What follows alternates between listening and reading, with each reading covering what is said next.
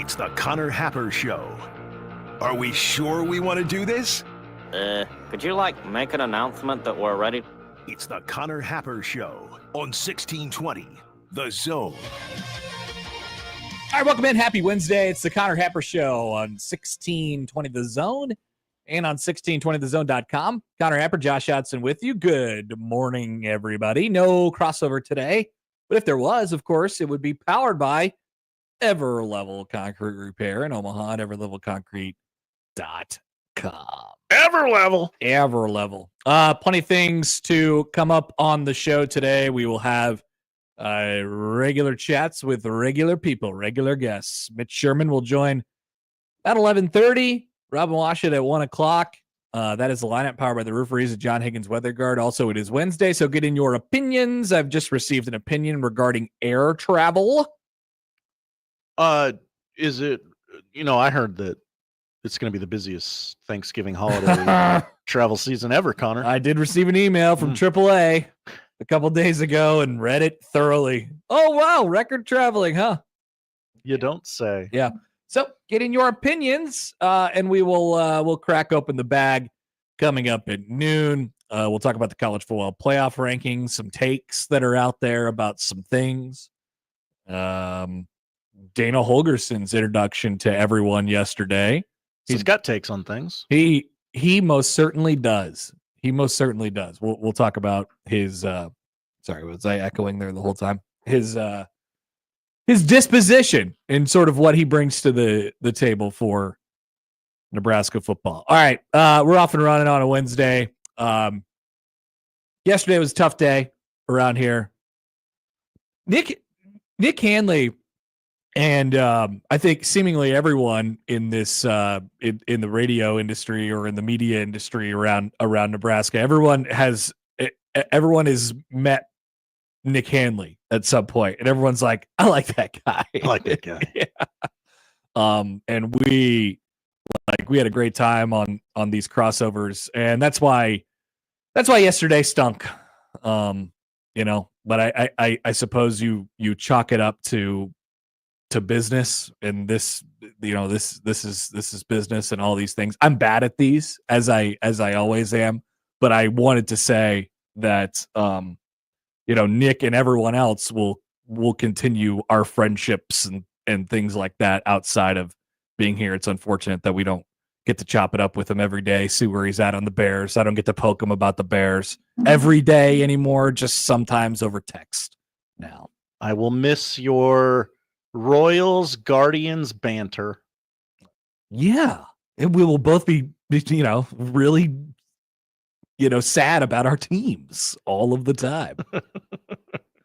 No, Nick was a great guy. Loved coming in here every morning, and he'd always have a kind word and a big old ear-to-ear grin on his face. He'd say, hi. When we walk in the door.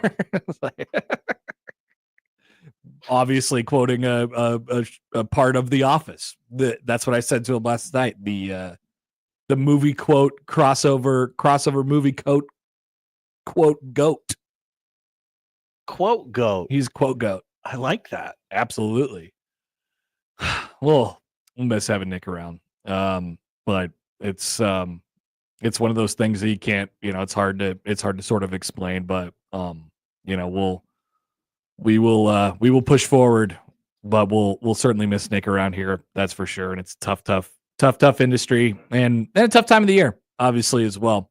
Last night I at the women's basketball game, you had to also tough. God, I mean, it just felt like it was kind of like unrelenting. I don't know. It was just a Tuesday, and it was just like, these hits just keep on coming. And all of a sudden you're looking around and one of the mainstays of your team, we're talking about at Nebraska women's basketball, they're just not there. And you have to, figure out how to pick up the pieces. One thing I guess that I'll say about us is that we, maybe have been through this a little bit, and we seem to pick up and be okay. I looked at the faces of the Nebraska women's basketball players last night when Natalie Potts went down with a non-contact knee injury in the second quarter of the game last night, and it was a tough one. It was a tough one to swallow last night. It's a tough one to swallow yesterday. Yesterday was a bad day. We don't have that many bad. We try to not have that many bad days around here. That's right. Yesterday we had a bad day. We try to offer a little bit of escape to people during their work day, and that's what we're going to try and do today. Yeah. All right. Yep, that is what we're going to try and do today, and we'll go forward. We'll forth, and we'll get you ready for Creighton in Nebraska on Friday. Rivalry day. I have been informed of some topics that we will be covering on Jay's Live on Friday. A Jay's Live topic alert? I don't know if I'm technically like a producer or an executive producer of, like, there's just probably one executive producer, right? And that's not me. Pro tip: always say you're the executive producer. It sounds better. But that's not right, though. I'm not. They don't know that. I'm not the executive producer. I'm a producer. Like, I have some say of what the topics that we discuss. That's right. Which you will be able to see. I'm excited for some other parts of potentially our listening audience who will get to see Blue Connor on Friday. I feel like that still happens, and it still surprises me. Like, somebody will like, what the heck? I had somebody text me over the weekend like, "Hey, does that guy you work with work at Creighton games?" Yeah, absolutely. What'd you say? He works at many things. He's always working. He works at many things. He wears many different colors and many different hats. And sometimes you host a pregame TV show on the video board and on Twitter. And we'll dive into some topics on Friday before the Creighton Nebraska game. I'm excited about that. And then we'll talk, of course, at halftime as well. But that'll be a ton of fun. And then, of course, you'll hear the women's game right before, right here on 1620 The Zone. We'll play basketball on Friday. We'll play football on Saturday.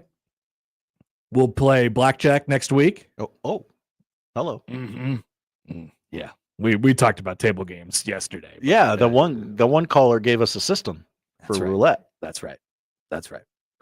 All right, so welcome to a Wednesday show. Elsewhere, we'll talk about the college football playoff rankings today on the show. Top 5 unchanged, and some arguments for some teams, either for some teams or I guess against some teams, and then a certain take that was uttered last night on the college football playoff selection show that unfortunately is going to have to be uttered again on the show because we have to talk about how dumb it is. It's one of those things where it's like everybody's looking at this and saying, wow, this is the dumbest thing I've ever heard. And I'm immediately critical. I'm like, really? Has there's probably been worse takes before. And then I watched it and then I thought, that's pretty rough. You don't want to be prisoner of the moment, but that's pretty rough. Yeah. What kind of treatment does the SEC title game loser get? Assuming it's a team with 2 losses going into that SEC title game. Talk about the Jets situation. There was a little article dropped there yesterday, some reporting there. Oh, there's something going on at the Jets facility? And of course, we'll check in with Dana Holgorsen and what things might look like on Saturday. We start with a press release from the Big Ten Conference yesterday, Josh. Yesterday was Tuesday. Yes. Where were you when you found out that Oregon had actually clinched a spot in the 2024 Discover Big Ten Football Championship game presented by Discover Card?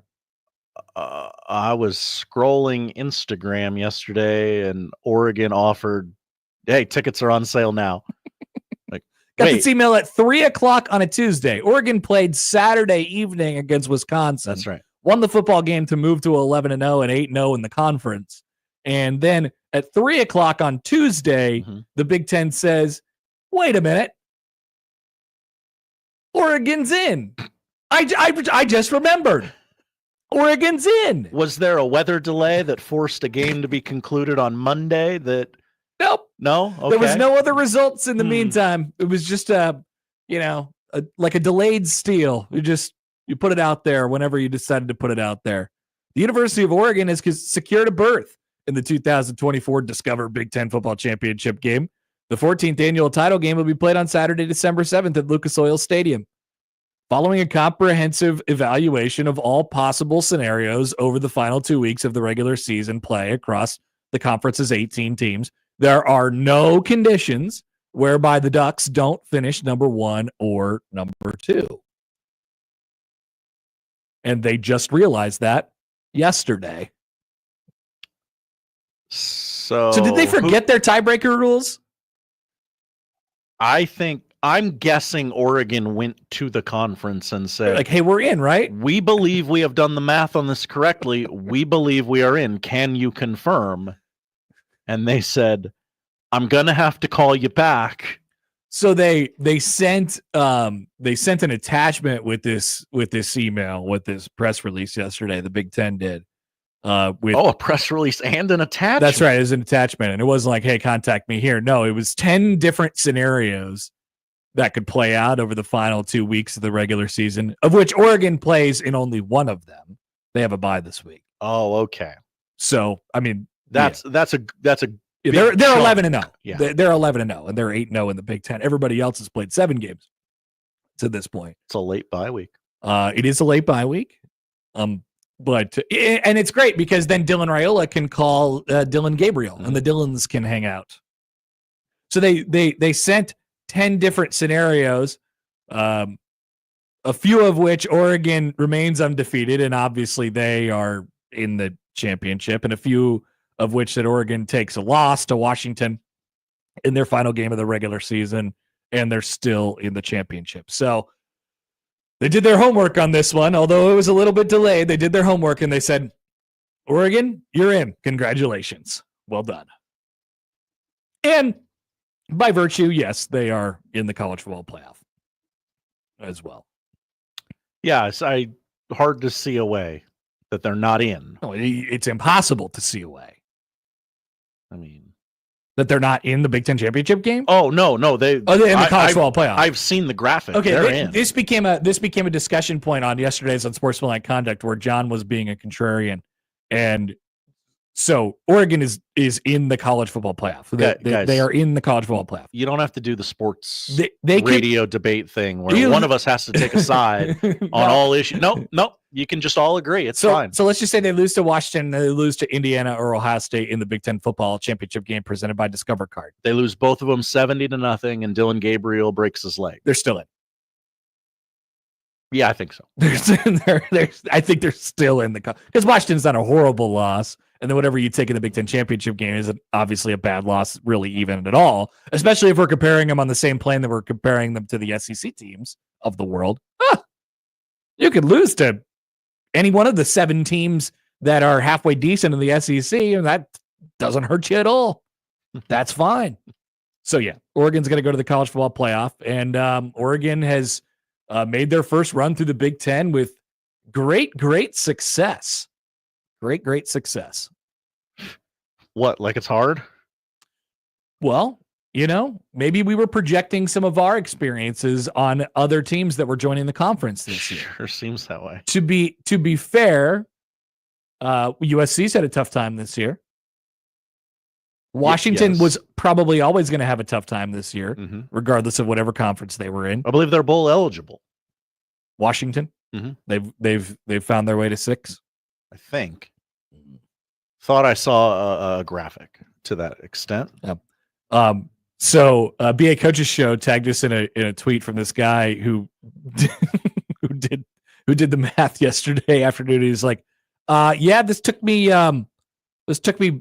about an hour to go through all the scenarios. And by the way, there is this handy dandy website, the bball.nothing.notnothing.net thing, where you could do all the tiebreaker scenarios. And if you do all the tiebreaker scenarios and you apply all the Big Ten's rules, then there is no scenario in which Oregon doesn't make the conference championship game.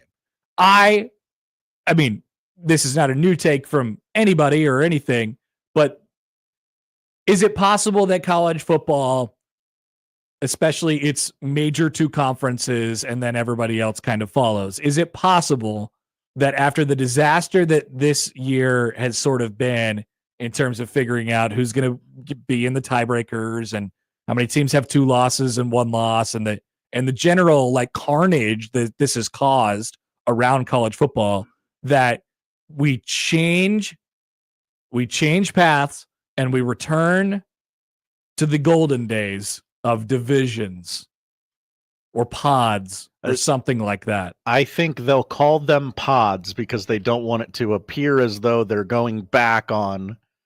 Which is great because I came up with this whole comprehensive plan, 2 years ago when that's right. USC and UCLA, and then Oregon, and then following that, Oregon and Washington joined the league. It's like, yeah, you could do this. You could have 4 different pods. You all play each other, and then it's pretty easy to decide who gets in the Big Ten football championship game. But I guess people don't like it when there's imbalance in the East and the West and blah, blah, blah, blah, blah. Like, that was obviously the preferred method to qualify teams for conference championship games.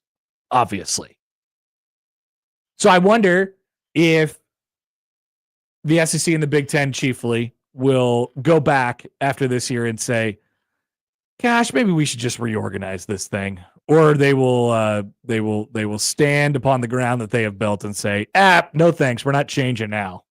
Do they drop the conference title game and add another regular season game? Well, Lane Kiffin has said, why are we playing a conference championship game? Seems like I can still make the playoff and not be a part of that game. It's a great question. It's a great question. I mean, we'll talk about this when we talk about the college football playoff rankings here coming up in a minute. Well, excuse me. I mean, but what will happen to the 2-loss, then 3-loss SEC team that loses the conference championship game? How do you approach that?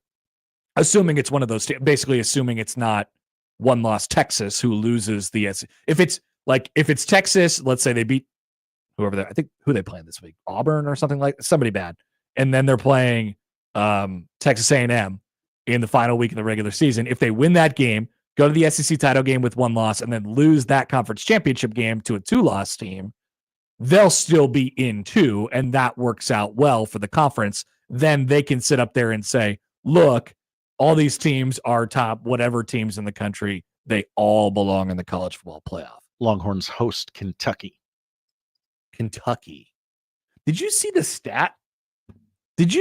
That's right. Because did you see the stat about how this is the furthest west Kentucky has traveled since like the 50s?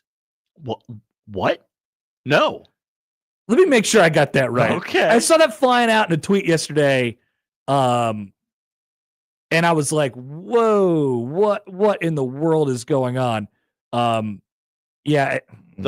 Saturday's game will be the farthest west Kentucky has ever played a football game. Okay, that's longer than the 50s. Covering the Texas Longhorns for A to Z Sports NFL. No subscription required. Once assembled stories at The Statesman. Okay, all right. Dallas News. I'm just trying to see if this is like a real person or one of those like. That's like this counts 12% parity. Like, I think this is real. Kentucky has played 1,354 games in program history, and not a single one of them have been west of Austin, Texas. So, I mean, actually, that kind of goes into the SEC bubble chat that we're going to be having here.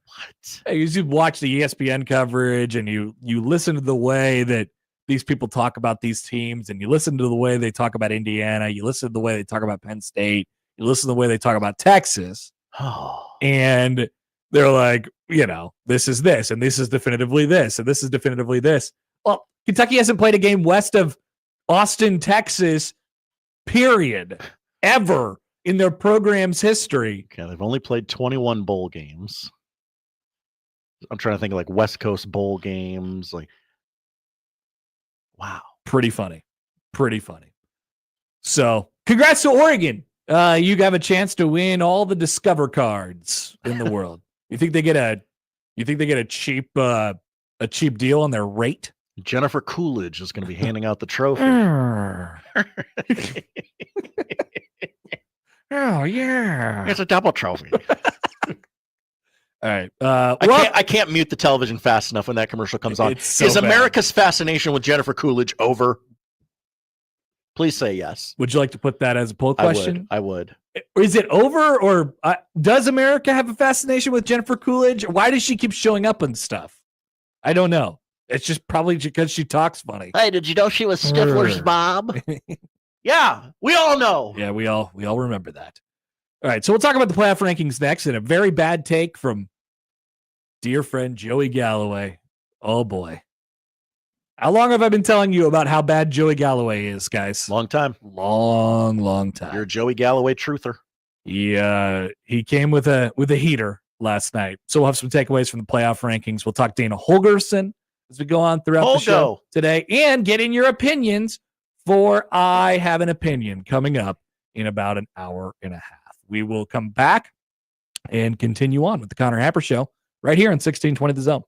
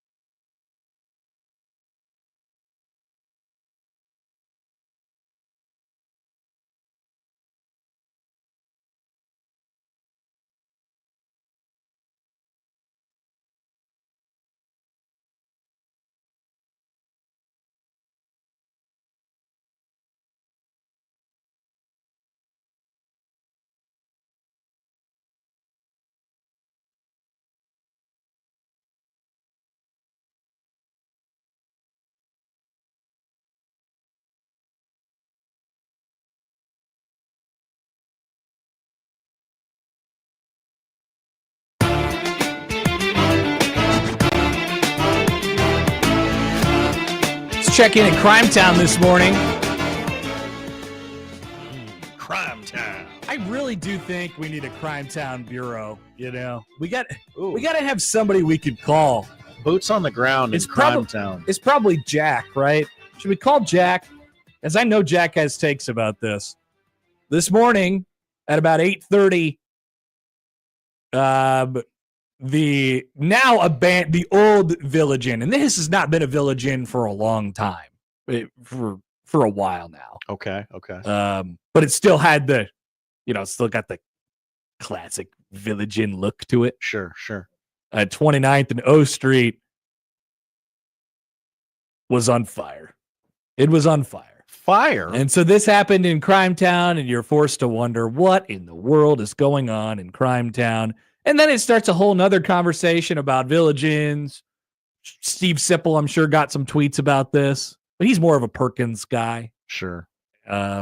He was really pretty beat up when, because in Lincoln, our studio, our station was in the neighborhood of 48th and OR, in between O and Vine, if you guys can picture that, if you know Lincoln. And right across the street, there's a Target, a big Target parking lot. And in that parking lot, there used to be a Perkins. Then they took down the Perkins. Me and Simple would go to Perkins sometimes. Just hang out. And he loved it. Where did he get? I don't know. I can't remember. Okay. I didn't take mental note of that. Okay. And so then when they said, we're going to tear this down, we're going to build a Chick-fil-A over the top of it, Simple was distraught. He does not like it when old diner type places shut down. Sure.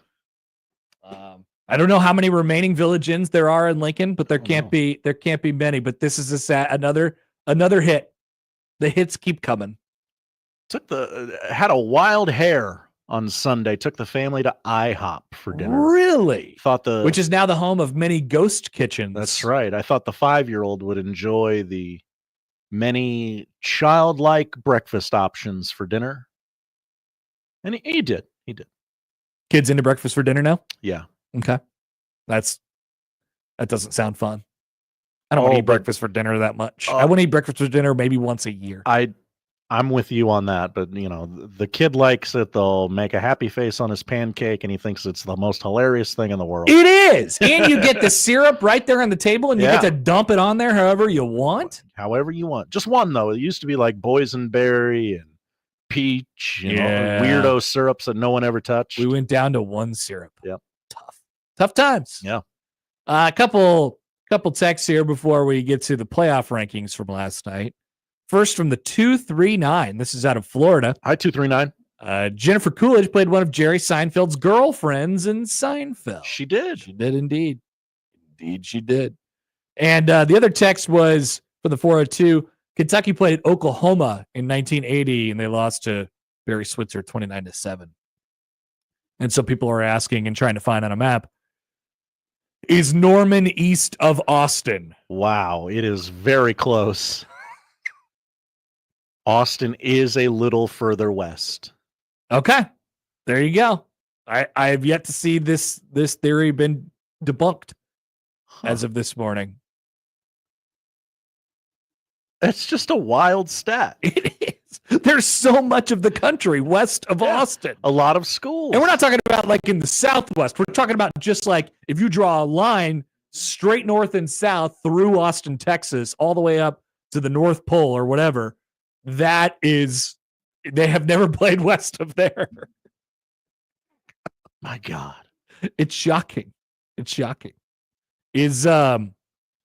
so if you drew the line up straight north from Austin into Nebraska, it'd be like York. Yeah. Kentucky has never played west of the York balloon. Just shocking information coming through yesterday. All right. College football playoff rankings from last night. Josh. Oh boy. Here we go. We're getting down to it now. We're getting down to the games left. To the nitty-gritty. 2 games left. The top 5 remains the same. Oregon, Ohio State, Texas, Penn State, and Indiana, who is quite the lightning rod of topics about Indiana. Should we talk about Indiana, Josh? How would you talk about it if you wanted to have a civil conversation about Indiana? How would you talk about it?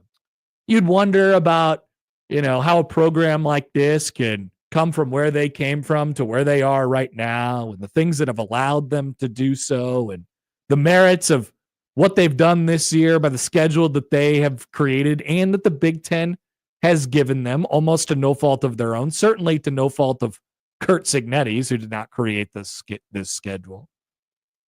But you will try to tear them down because of what they have not done. And certainly I have been one of them this year. But at a certain point,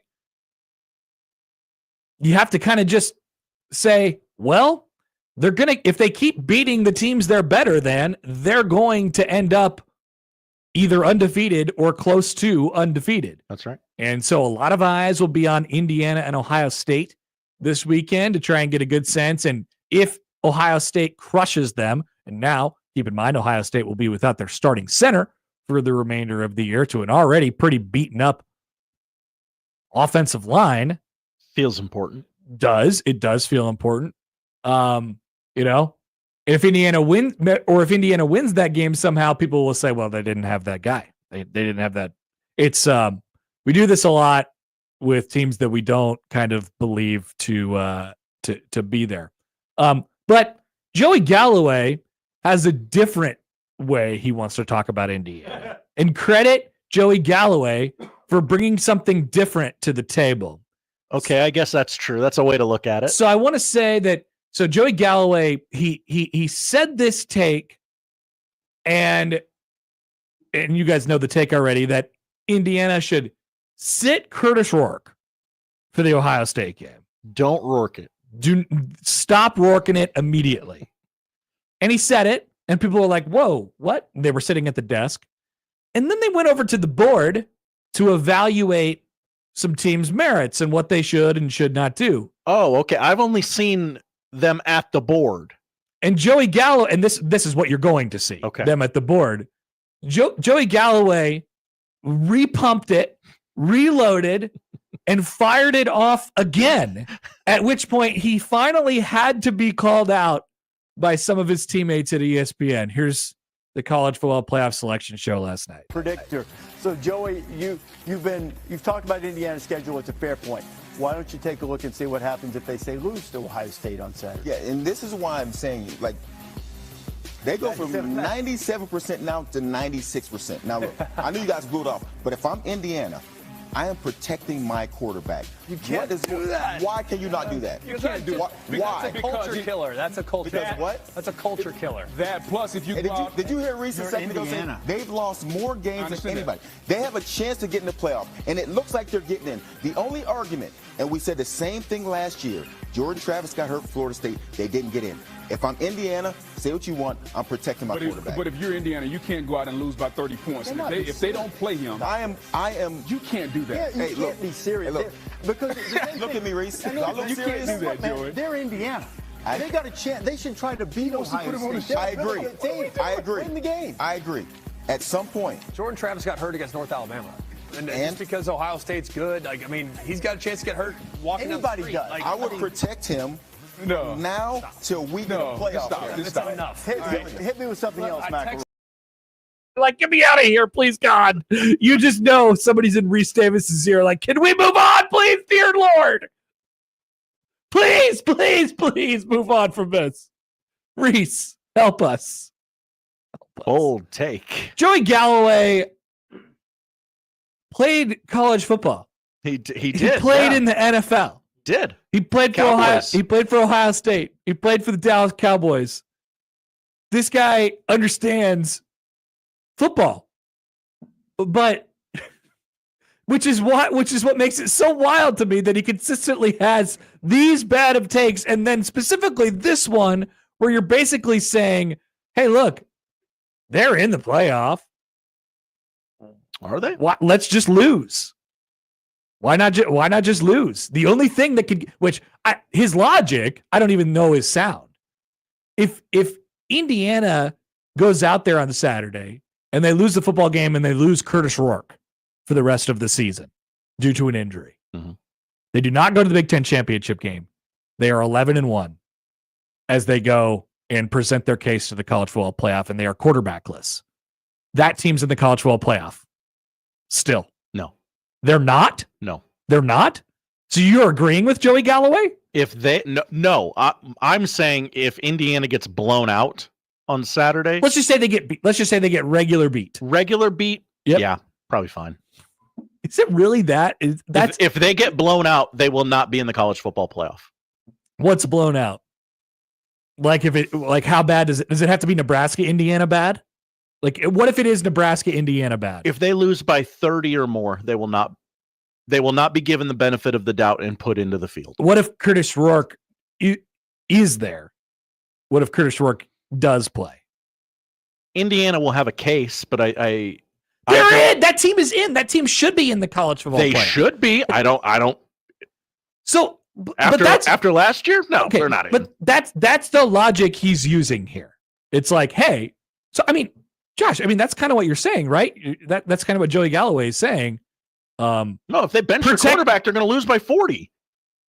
Right, but if you have Curtis Rourke and you go into, you present your case to the College Football Playoff Committee, you're going to give yourself a better chance, and you could say, well, we didn't play Curtis Rourke in that game. Well, then, like there's always this element of like which, by the way, the stupidest thing I've ever heard. Yeah, Joey GalLOway once again has played football, and he understands how detrimental to your team it would be to sit your starting quarterback in the biggest game of the year. All we talk about with Indiana is how weirdly confident they are in what they do, mm-hmm. and then the coach is going to sit there and be like, no more Rourke in it this week. Let's go get blown out and then just test our luck. That's the stupidest thing I've ever heard. You would be punished for the cowardice.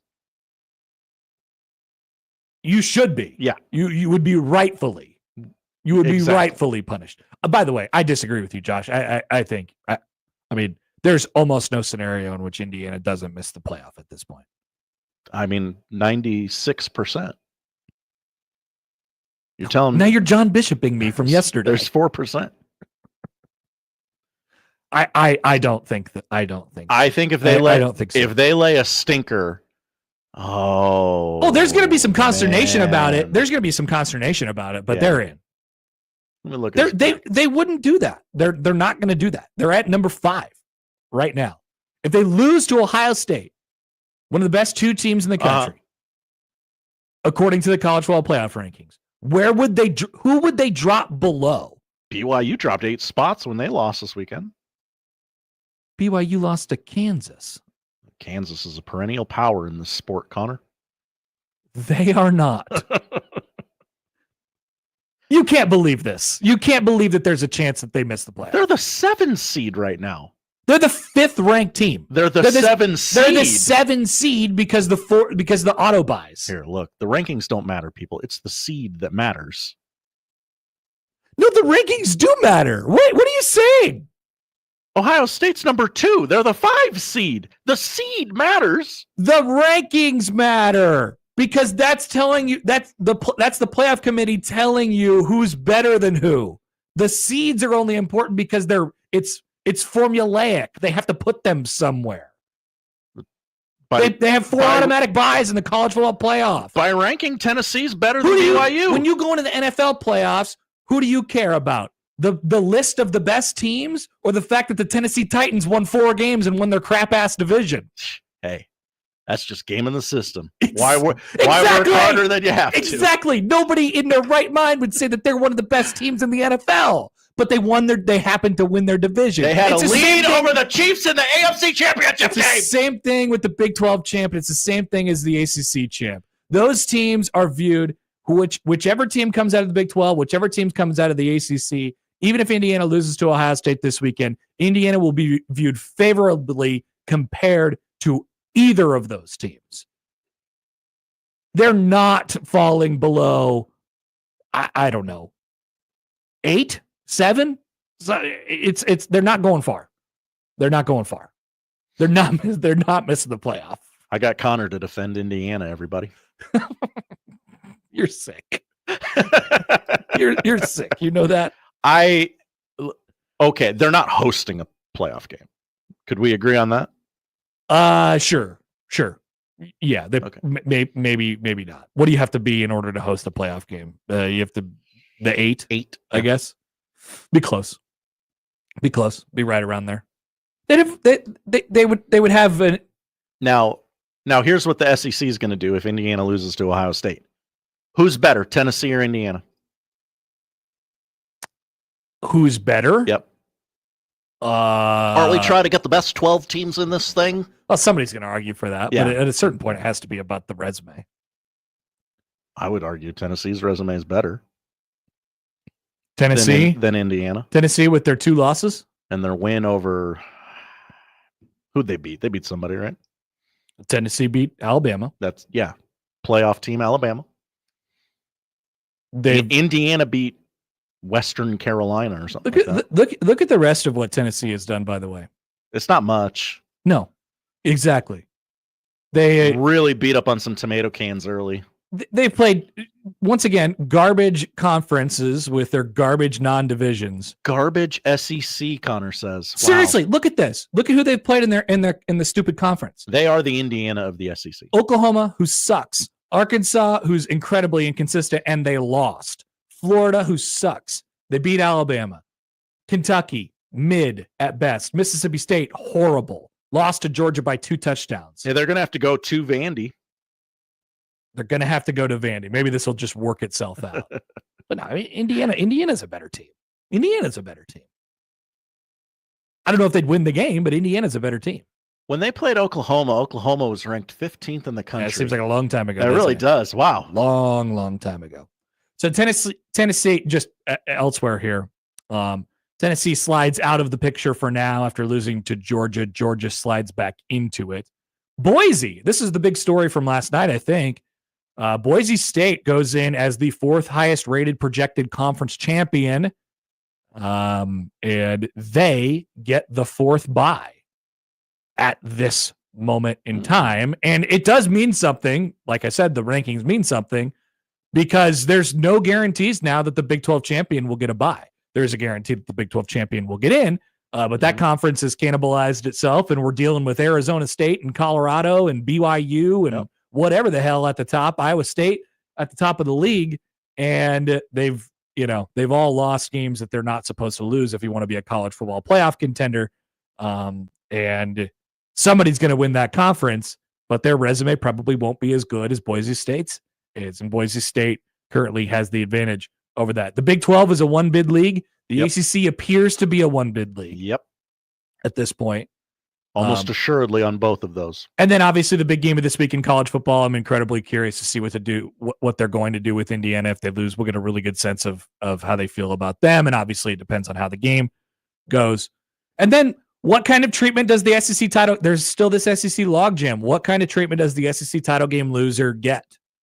Assuming, like I said, it's a 2-loss team that goes into the SEC title game. If you play it out all normal right now, I know we did this last week. We'll do it again with the results that we already have in the bank. So if you play out all the favorites for the remainder of the 2 weeks in the SEC, which would be,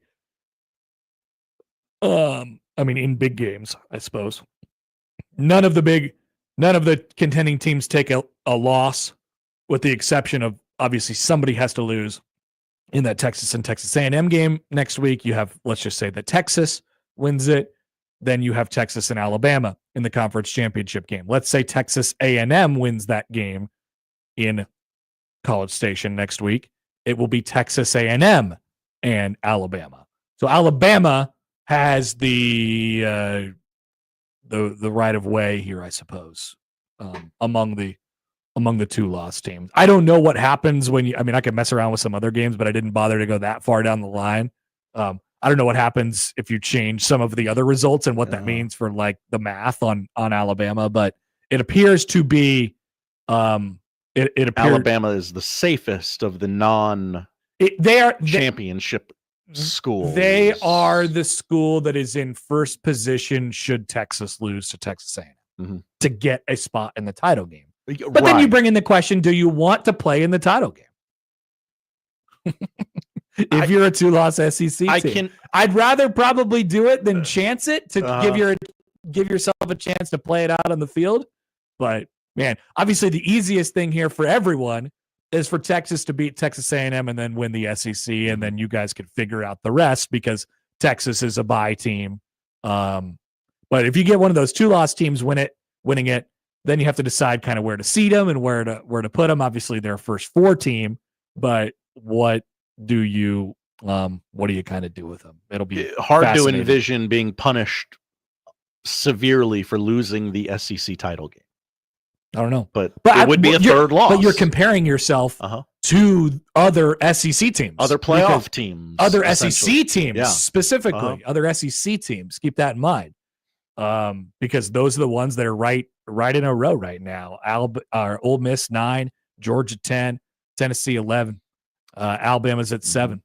You know, and you could basically just take Miami and you know, BYU and Boise like out, you know, because you kind of just separate them. We're talking about the at-large conversation. And yeah, and then there's Notre Dame, who is in. Just real quick, they're going to beat Army and USC. Looking at this bracket, Alabama at Notre Dame, fun. Georgia at Penn State, Ole Miss at Indiana. Those are good. I don't know how you guys are filling out your brackets, but boy, I sure have 3 road SEC teams winning. You are an SEC honk, Josh. Apparently. You love the SEC. Don't you remember the narrative about how SEC teams suck in bowl games because they don't try? I do remember that. Rubber's going to hit the road on that. All right, we'll be back. We'll finish out the hour. Coming up on 1620 The Zone.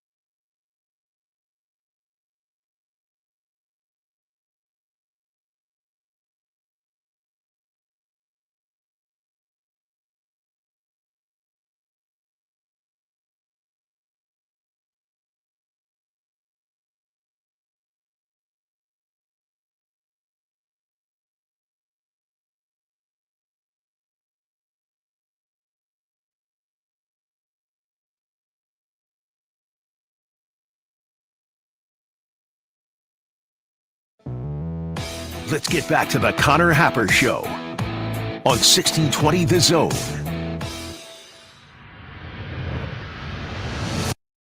All right, SEC Josh. Well, Josh, you like to what do they like in the South? Grits. Yeah, you like grits? I do not. You like to wear those hats with the ropes on them? Oh. Do you like to wear it. Sperry's? No, I don't like any of those things that you've listed. You better start because you're SEC Josh now. Jake on the JTech Instruction Zone Twitter feed. Hi, Jake. Doesn't Josh know these SEC teams are going to be playing at 11 degrees in blizzard conditions with 4 inches of snow on the playing field? They could never win in Big Ten country in that weather. Say it ain't so, Josh. Hashtag B1G. I would agree that if there's 4 inches or 4 feet of snow. 4 inches. 4 inches of snow would probably baffle SEC teams. Yes. It'd be very confusing for them. Mm-hmm. I don't know. If we make it about the resume, then the ratings are objective, right? Yes, horribly subjective. Is that what I said? The ratings are subjective. These are people that make the ratings, and then these are people who make the strength of schedule based off of it, and they get to have their own opinions. So Joel writes in, he says, sounds like Joey just wants this to happen, so next week he could say 5 SEC teams need to be in the playoff. That would definitely happen. That's some galaxy brain stuff there. That exact thing would most certainly happen. All right. Like I said, coming up today on the show, we're going to hear from Dana Holgorsen here in just a second. We'll check in on the Jets and what kind of fun they're having. Would love to get your opinions, for I have an opinion, coming up here in just a couple minutes. But Josh, let's reset here. We'll take a break. Coming back on the other side, we will get to some Dana Holgorsen. What does Dana Holgorsen bring to the table besides expert play calling? Oh, he brings bluntness. He don't care about your feelings. And if we're being honest, this program needs a little less feelings. Hell yes. For this on 1620 The Zone.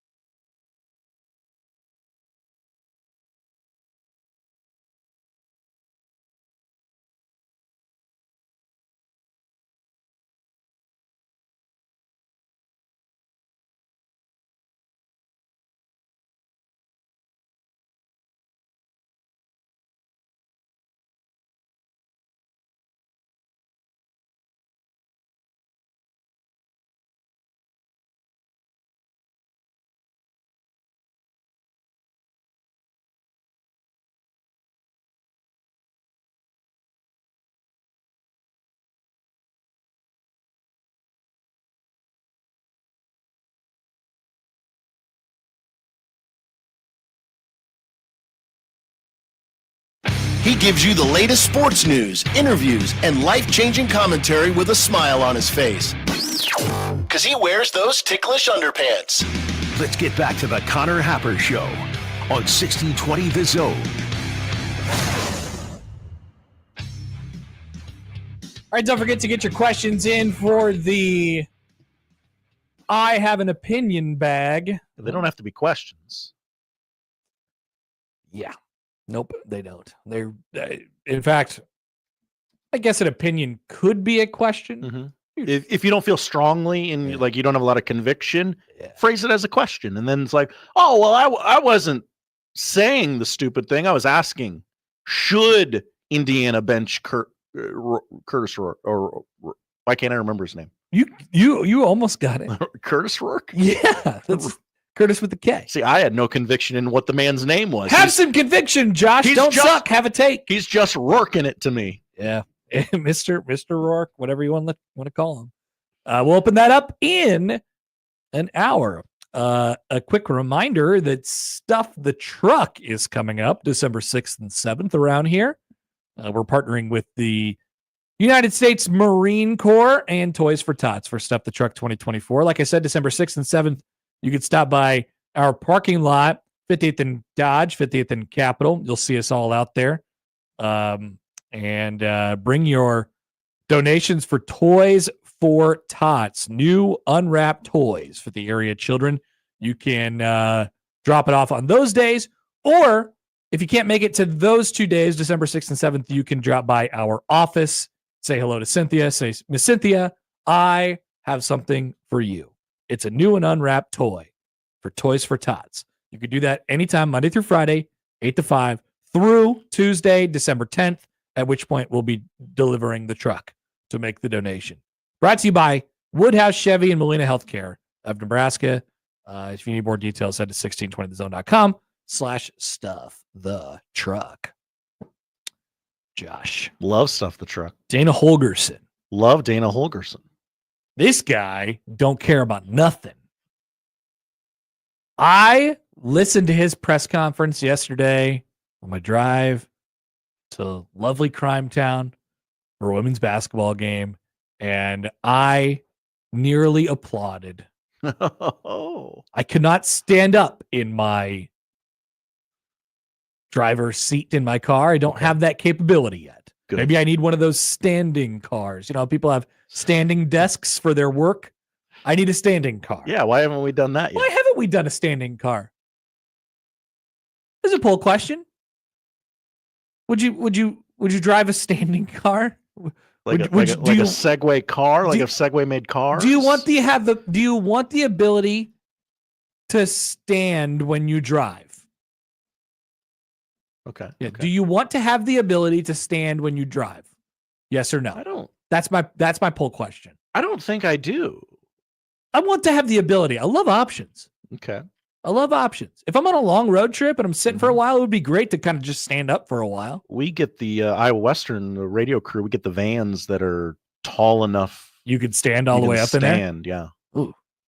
Those are great for that exact reason. Like, ooh. That would be it. Yeah, I would grind. Let me get up. So the poll question's up at Happer Show. Do you want the ability to stand while you drive? Okay. Please vote. It's very important to us. But Dana Holgorsen, he brings something a little bit different to the table. You're about to hear it a little bit. Headley says it's called a bus or a train. No. I want to drive the car. I want to drive the car or the piece of machinery, whatever. Travis says feels a bit unsafe. Oh, you'd have to reconfigure the pedals and things like that. They could figure it out. Modern technology is fantastic. Engineering, you guys could do it. I believe in you. Let's hear some clips here from Dana Holgorsen and his evaluation of some of the things after going through to the first round. It's great listening to his press conference yesterday when he, talked about how much of a whirlwind he's been. I thought Tony White actually laid it out pretty well. He was asked yesterday, "Hey, what do you think about working with Dana Holgorsen?" And he was like, "Yeah, I mean, it's cool. Like, I don't really know him. He's kind of in a room all day long." Like, I imagine they just stuffed Dana Holgorsen into a smelly room and he's just grinding tape constantly. You can put your laptop on that desk there in the bullpen. That's fine. Just figuring it out. As you'll notice, he's not quite certain who his players are yet, but he does know them by number. Doesn't bother me, for the record, and I don't think it should bother you. Here is Dana Holgorsen on his evaluation of Nebraska's run game on Saturday. I thought we ran block well on Saturday. They say it's the O-line's best game up front. I thought we played well up front. I can't gauge it on what happened in the first 9 games, but I was pleasantly surprised with our pad level, our toughness. Assignment wise being good. I thought we had, a couple of runs that were good, tough runs that got good, tough yards, but I know Coach Rule mentioned it yesterday. There's a lot of yards left out there. When I can push the back and there's a hole like this, and the back's not in it, it's discouraging, and so just got to get those guys to open their eyes and trust the blocks and hit it. I thought at halftime I told the running back coach, I was like, they need to hit that thing better because there are some holes there. It is what it is. You get it up to the second level. We need to get some backs that can make some guys miss in open field. Some of those tackles that USC had are hard tackles, and they made them. So I was pleased with the scheme. I was pleased with what it looked like. We have to get more production. Isn't that beautiful? I like the way that guy talks. I do too. And I think he's allowed to do this, and we're going to hear it with the wide receivers in a second as well, because I think that was the quote that kind of got out there a little bit more yesterday. Nationally.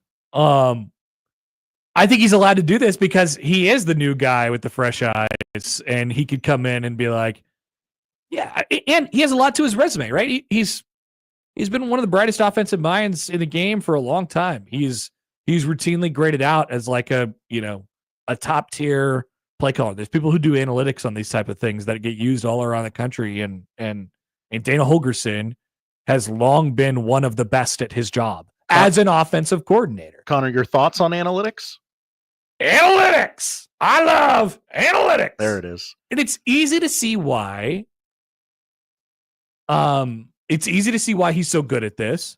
And it's easy to see why maybe head coaching was maybe not right for him, or it wouldn't be right for him at a place like this, because compare that and contrast that to what Matt Rule says in a daily. He is constantly, and maybe this happens a little bit too much, he is constantly worried about what he's going to say. He even says it out loud sometimes. He's like, I gotta be careful what I'm going to say here because I know that they're listening. He says that much. I gotta be careful what I'm going to say here.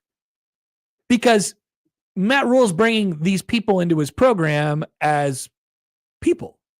Like, they're not just football players. They want them to create great football plays while they're here at Nebraska and be great football players eventually, when they're done and as they develop. But they're also bringing the right people in because culture matters. If you're the offensive coordinator, that's just stuff that you don't really have to think about. If you're the offensive coordinator, the head coach gives you the players, the player development people give you the players, and you have to call the plays. You call the plays that get the players in the position to make the plays. And Dana Holgorsen has been one of the best at that pretty much everywhere he's been. And there is a certain lack of, there's a certain displacement from emotion and feeling. And I think Nebraska has been operating too much on emotion and feeling. So it's really refreshing to hear that guy come in and just frankly say, look, I'm the offensive coordinator. I don't care who you are. I don't care what you've done here before. I'm going to try and get up to speed as much as I can on what I think you can do well, but I got to see it. You have to show me something. You got to be good at this. Otherwise, you're not going to play. And then you heard him talk about a wide receiver I don't know if it was a wide receiver. It likely is a wide receiver. We can talk about that. But a guy that he quote unquote found in practice. He said, "Hey, I like this guy. Can we play him?" He's going to go to the rest. And then that's a personnel decision. Sure, coach. That's a personnel decision, though. Like, that's something that Matt Rule has the ability to say yes or no to based on what he feels, not if he's ready to play football yet, because the offensive coordinator has obviously decided that this person is ready to play football, but is it the right move for them in the development of the large picture of their career? You see how it's big picture versus little picture? Smaller picture anyway? It's just like it just makes sense, you know? And it's pretty lined up right from the top down, because you still know the hoops that you have to go through to be able to get where you want to go. But in large part, Dana Holgorsen, you know, he's got some real autonomy to make some decisions and do some things here. And I think he most importantly has the autonomy to say what he needs to say for the people to get in the right position to be able to do what they want him to do. Travis with a poll question suggestion in the YouTube chat. Okay. Let's talk this out. Do you got to hit that thing better? Yeah, you got to hit that thing. Got to hit that thing better. I like how he said, I told the running back coach that. He didn't tell EJ Barthel that. He said, I told the running back coach. I was like, I went up to that guy and I was like, can you hit that thing better? You got to hit that thing better. Yeah, definitely. We could definitely put that. Like, I just think this is really welcome in this program right now. I have no idea if it's going to work. Don't get me wrong. I don't know, and I don't know if he's going to be here next year. But I thought it was good to hear him talk about. Yeah, we don't have this clip, but I thought it was good to hear him talk about yesterday the why of, like, hey, why are you here? And the quote obviously got around, and it was, well, I was bored. But in there is his reasoning. I was at TCU for a couple weeks during camp, and then once we started getting ready for games, they told me to get lost. They told me to go. I went on vacation. He said I went on vacation. Oh. And then I was around him a little bit. I would come and I would go, but I wasn't in, you know, and I went to, I think he said I went to 2 games this year. And one of them, he was in a suite. And the other one, he was on the sideline, like with the sideline pass, you know, not coaching. And he was like, that sucked. I want control. And Rule said, why don't you come up here and you can have some of that. I think it's a pretty big move by Rule to say that too, you know, because what he's effectively doing, as I said before, when Holgorsen got here, is he's taking a step back.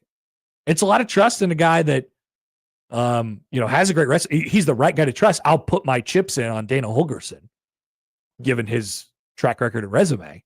But it is a lot of trust to have in a guy, you know, right now. It's clear that Nebraska is desperate for something to change over the final 3 games of the regular season, now 2 games of the regular season. And Dylan Raiola, by the way, for those of you weirdos who are freaked out about this, he reiterated his guarantee for a bowl game yesterday. He said, yeah, we got 2 more, and then we got the bowl. And so it's happening. People, for whatever reason, got freaked out about that a couple of days ago. I was like, I could not care less that anyone on your team said, we're going to a bowl game. We're going to get ready. We're approaching this like we're going to a bowl game. What's wrong with you people? What's wrong with you? But the sky is falling, Connor. Yeah, I want the players to think that they're going to go to a bowl game. Right, exactly. Imagine if Dylon came out there. We got these 2 games. I don't really know. I don't know. I think I'm going to vote with my wallet and not show up on Saturday, guys. I don't know if I should do this anymore. You would roast him. I don't really know. I don't know if that's such a good idea. Here's Dana Holgorsen on. If the coach could just put their cigarette out on my nipples, that would be great. Josh. Just had to do it. Mm-hmm. Here is Dana Holgorsen on Nebraska's wide receivers and what he's seen out of that group so far in his limited time at Nebraska. I thought they blocked well. That's the first thing I challenged them. I was like, guys, I said, you guys are fairly big kids. You know, I know 17's not a big kid, but he's a tough kid. But there's some good sized kids out there, you know. I mean, 16, 18, 4. I mean, these guys, you know, 29, these guys are big bodies. I'm like, why are you not blocking worth the crap on the perimeter? I mean, it's embarrassing. I mean, you got being a receiver, you think, they want touches, throw me the ball. First thing I said to him, if you don't start blocking out there, then you're not going to get the ball thrown to you. And this past week, it was our best perimeter blocking of the season. I was very happy with those guys, and they're proud of it, because they worked hard on it for 2 weeks. That's where it starts, and then just details of route running and ball skills. We got guys that can make plays. The problem that we probably ran into last week is not defeating man coverage. USC's very talented in their secondary. Wisconsin's very talented in their secondary. Both are going to play a lot of man. We didn't do a very good job of separation last week. We need to do a better job of that this week for us to be successful against Wisconsin. There's just in the way that it has kind of been around here. I've mentioned this before, but it just seems like a lot of Nebraska, what they were doing, how they were game planning, and what they would do, the decisions they would make in the game would be really, really pretty reactionary, right? So you hear Holgorsen talk about, well, USC is really talented, and you hear coaches say that all the time. Obviously, they're giving the respect to their opponents and all these things. But in my mind, it's the offensive coordinator's job to say, yeah, they're talented, but we're talented. I don't care how talented anybody is. It's our job to beat them, regardless of the personnel that we have. If I was the offensive coordinator or defensive coordinator or whatever at Western Kentucky, and I was going up against Texas this week, be like, yeah, they're really talented, and it's quite the task, and we're going to have to play really well, but it's our job to win. It's our job to beat them. There's not all this like, oh, well, they're this and they're that, so we couldn't do this and we couldn't do that. Play your game, see where it goes. And I think that's kind of the type of thing that Dana Holgorsen is trying to instill in your guys. And I find it kind of nice to hear that he came in and saw a lot of the same things that I saw. Like, I've been telling you guys this for a while. Like, I think Nebraska has good enough players. I think he thinks they have good enough players. I don't think that's just lip service. You heard him. Look, 4, 18, 20. Let's see if I can get the numbers right. 28, 17. Yeah, 17. I knew there was a 7 in there somewhere. 17 is Ja'Cory Barney. Mm-hmm. 4 is Jamal Banks. 18 is Isaiah Nair. 29 is Carter Nelson. He didn't have to take the job. Like, if he didn't think this could work, he wouldn't have. Yeah. Right. It's not like he's getting paid $1.4 million. And so he's coming in and he's like, well, you guys are good. Just play better. What's wrong with you? Right? Yeah. Isn't that kind of, how it sounds to you? Beat the man coverage. I very much enjoyed this. And someone said before, Bam on the YouTube stream, seems like he could be a good yin to Rule's yang. This is a pretty traditional head coach, offensive coordinator setup. The rub that you always have with these type of things, not in terms of like their backgrounds and stuff like that, but in terms of the head coach is the head coach, the offensive coordinator is the offensive coordinator. I think it's been hard that Rule has had this real stark realization in his career that he's just not involved in the football stuff as much as he wants to be. Most football coaches want to be football coaches. They don't get into it because they want to be the next great CEO head coach. That's not why Nick Saban did it. But Nick Saban got really, really good at doing exactly that. And he hired great people around him. And sometimes he hired people who thought about football differently and brought in new concepts and ideas. And so there's always going to be, I think, this push and pull between the head coach and the offensive coordinator on aggression and who do we need to get going and personalities and culture and yeah, but I'm thinking about it this way, but you're thinking about it that way. There's always that. That's fine. That's fine. When your offensive coordinator and your head coach are the same, thing, like the offensive coordinator is basically the physical embodiment of the head coach. Mm-hmm. The offensive embodiment of the head coach. That you lack the balance there that I think that you kind of desire. And I think I've seen a little bit of that change these last couple of weeks. Do you think it dawned on Matt Rule at Nebraska that he's more of a CEO? What do you mean? Like Yogurt Man? No, like, do you think it dawned on Matt Rule in his time here in Lincoln? I thought you meant the people at Nebraska. I think I'm more of a CEO coach. Yeah, I think this is new. Yeah.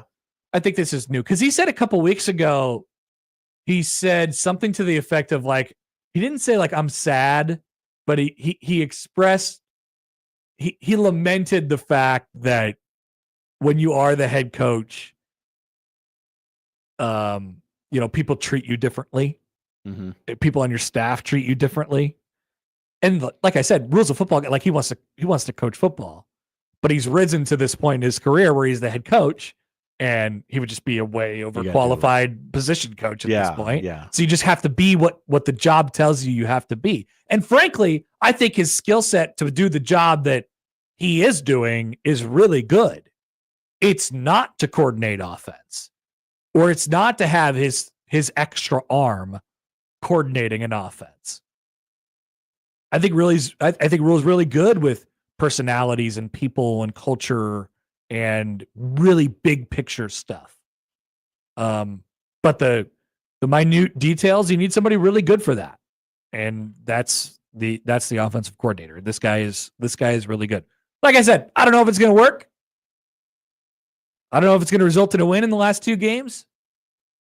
But I do think it is the right move. I do think it's the right thing. And he's the right person to be in that position right now. Chris writes in on the text line. Hi, Chris. T-shirt idea. Got to hit that thing better. Got to hit that thing harder. Hit that thing. Got to hit that thing better.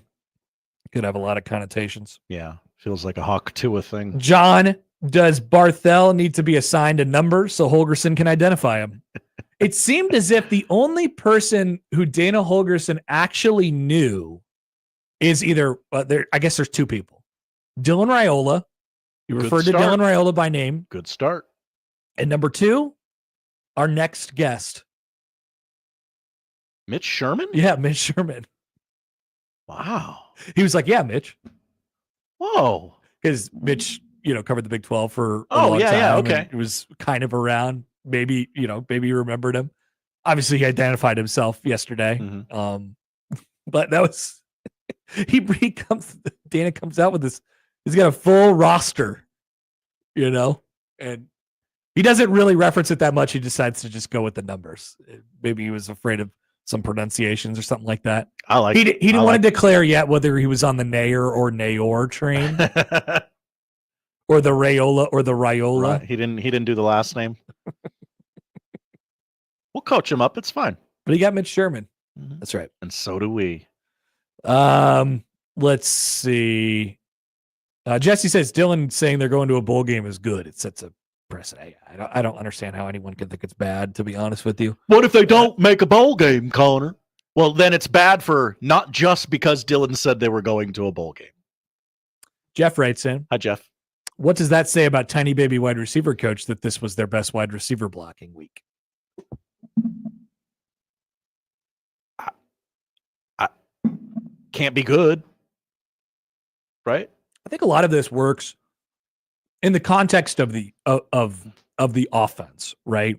Individually, you want to have good blockers and willing blockers and guys who can do it. But now you have this reset in terms of not necessarily a scheme, but a pace, a tempo, right? An approach to offense, and it allows a reset. But yeah, I mean, it's probably not a good thing. But it's like people always do that with, hey, well, if the offensive line sucks, then the offensive line coach must suck. Maybe. It's not always that. Maybe his players suck. It's not. Maybe his players suck. Maybe the scheme sucks. Maybe the quarterback sucks. Maybe the running back suck. People love to throw the offensive line under the bus this year. And meanwhile, Nebraska can't run the ball. New offensive coordinator comes in and he goes, there's holes. You got to hit them things. Does the offensive line still suck? So like people do that all the time and it's just hard. Look at the 2 football teams in New York. Do you think their poor records are a reflection of coaching or player personnel? Maybe some bad organizations. Also, not hitting that thing. Dan writes in on the text line. Hi, Dan. Dan Holgorsen, for $1 million. What is the running back coach's name? I have a case of Red Bull. I have a pallet of Red Bull. I get you anything you want. What is that man's name? They did that bit on SNL a couple weeks ago with who it was somebody's running mate. It was JD Vance? Tim Walz? no, Kamala Harris. the last election. The last election. Yeah. But it was Biden and no. Harris No, who versus Trump and the other person? was his running Oh, it mate was Mike Pence? Was it? I don't know. Maybe I feel like he those two quit by guys then. hate each But other. that was it. Whatever it was, they brought that guy out, and they were like, "Who am I?" And everyone's like, "Ah, God." Tim Kaine? Tim Kaine. That was Tim Hillary's running mate. Hillary's. Okay. Sorry, I don't know politics. Please That's- stay away from me. Stick. All right, Mitch Sherman. Gotta hit that thing. The man known by Dana Holgorsen joins us next on 1620 The Zone.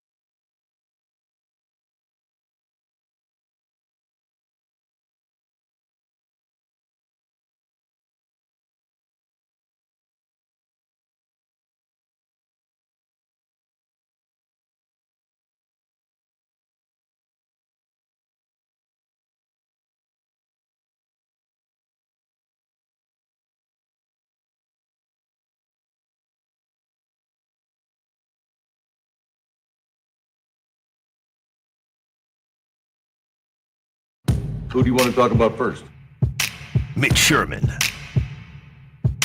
The Athletic. He can play. And we need people that can play. And we'll never be royal. Let me live that fantasy.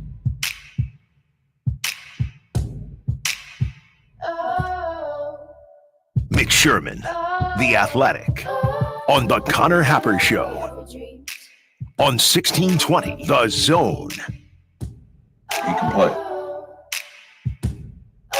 He can play. What's that line from, Josh? He can play. Moneyball. I've asked that before. He can play. That's basically what Dana Holgorsen's like. He walks into practice and he just points at that guy. He points at whoever it is. Jamal Banks, Ja'Cory Barney. That guy can play. Or he's pointing at a new guy this week. Mitch Sherman joins us now on the 42 Degrees The Source hotline. Mitch, good morning. How are you? Good morning. You think it'd be awkward if you pointed at one of the coaches and was like, put that guy in? And they were like, no. They're like, Dana, he's on the staff. It's like, I know you have some autonomy here, but you cannot put a coach in to play. We don't have this. Assistant or one of the analysts or something. He's trying to put him in the game. Do you think the coaches need to have identifying numbers for Dana Holgorsen? They should wear numbers, yes. No. And he could then, if he wants to talk about Garrett McGuire and his media availabilities, he can just say Coach 3. And then everybody in the media's got their little roster. They're looking at it. Oh, okay, yeah, 3. Uh-huh. But he does know you, Mitch. He remembered you. He said, Mitch, great to see you, Mitch. I don't know if he remembered me. I think it was the fact that we had to introduce ourselves with the answering questions. It's like usually when you interview someone for the first time, I don't know. Keith Mann run events, he says, hey, if you guys could just introduce yourselves, that'd be great for Coach. So he gets to know you. We did it with Matt Rule once, and then he memorized all of our names. But my encounters with Dana in the past have been in large groups at like a Big 12 media days.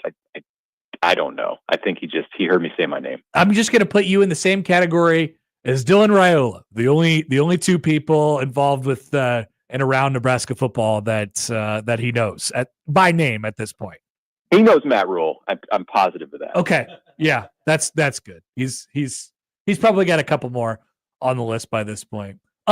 So I mean, he comes in and he's pretty blunt and it's kind of emotionless, which is sort of what I feel like.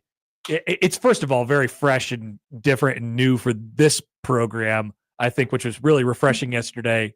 But it's also kind of what's necessary, and it's usually how offensive coordinators sort of are. Like I sort of explained it in the last segment, Mitch, of like this is kind of a normal OC head coach setup, CEO head coach, offensive coordinator who loves offense. There's something to that. I mean, it pays to be kind of cold and calculating and, not worried about feelings. Just put the best players on the field. Give me that guy. Give me number 18. You're going to run a go route. Give me this guy as a running back. Well, coach, he's redshirting. I don't care. I want him. That kind of thing. Like there's some merit in that, and you have to find a happy medium for sure. And I think over time, like we're kind of exaggerating here, and over time, like they're going to find that happy medium if this thing is given time and it's not just a 3-week experience. But right now you're seeing like the extreme level of just everybody's a number. That part of it. But it's intriguing, and I mean, I think there's a chance that perspective that he brings now as Nebraska moves into the next game with Holgorsen. Like, Dylan Raiola mentioned after the game against USC that he thinks there's a real opportunity from the first game with Holgorsen calling plays to the second game for there to be a real jump. And I don't know if that's just like hopeful thinking on Dylan's part or if he's basing that on usually, Dylan's pretty calculating too, more so than what you'd expect from a 19-year-old. And I think he has reason to say that. It's probably because, hey, he just experienced this. He just walked off the field and experienced what it was like for 4 quarters of Holgorsen calling those plays in. And I'm sure he saw some things where he's like, man, this could be a lot better if we get back into the lab for 5 days, 6 days, and then come back out and do it all over again. What do you think Dana Holgorsen meant by the idea that sometimes position coaches get blinded, by being around the people every day? And what different do you think Dana Holgorsen can bring to the table? He's not blinded by anything right now. He's got fresh eyes on the entire situation. I mean, I feel like we've seen that a lot, not just with this staff, and probably less with this staff because, I mean, all things considered, they're still relatively new. But when you have a staff that's been around for years and years, and coaches recruit players, and they get emotionally attached, and then they watch those players grow and develop deeper relationships, know their families, know their girlfriend, whatever it is. Yeah, I mean, there's a tendency to just look at that guy and go, no, he's my running back. He's my wide receiver. And they're like, well, hey, there's this guy over here who's redshirting and looks pretty good on the scout team, coach. It's like, no, I got my guy over here. I mean, some of that's human nature. And Holgorsen said that he's done that as an assistant coach before, although that was a long time ago. It's hard to remember for Dana, I'm sure, some of the stuff from when he was an assistant coach. I mean, even if he's talking about assistant coach, not just coordinator, you got to go way back. But a coordinator is a version of assistant coach, so I assume he's talking about that, like when he called plays for Mike Gundy or for Mike Leach. But he can come in and he doesn't have any of those attachments, and he can just look at these players for who they are and not what they've done. Like, it doesn't matter. I mean, like, if you love Ramir Johnson and you've been around him for 2 years, that's great, and he's earned that.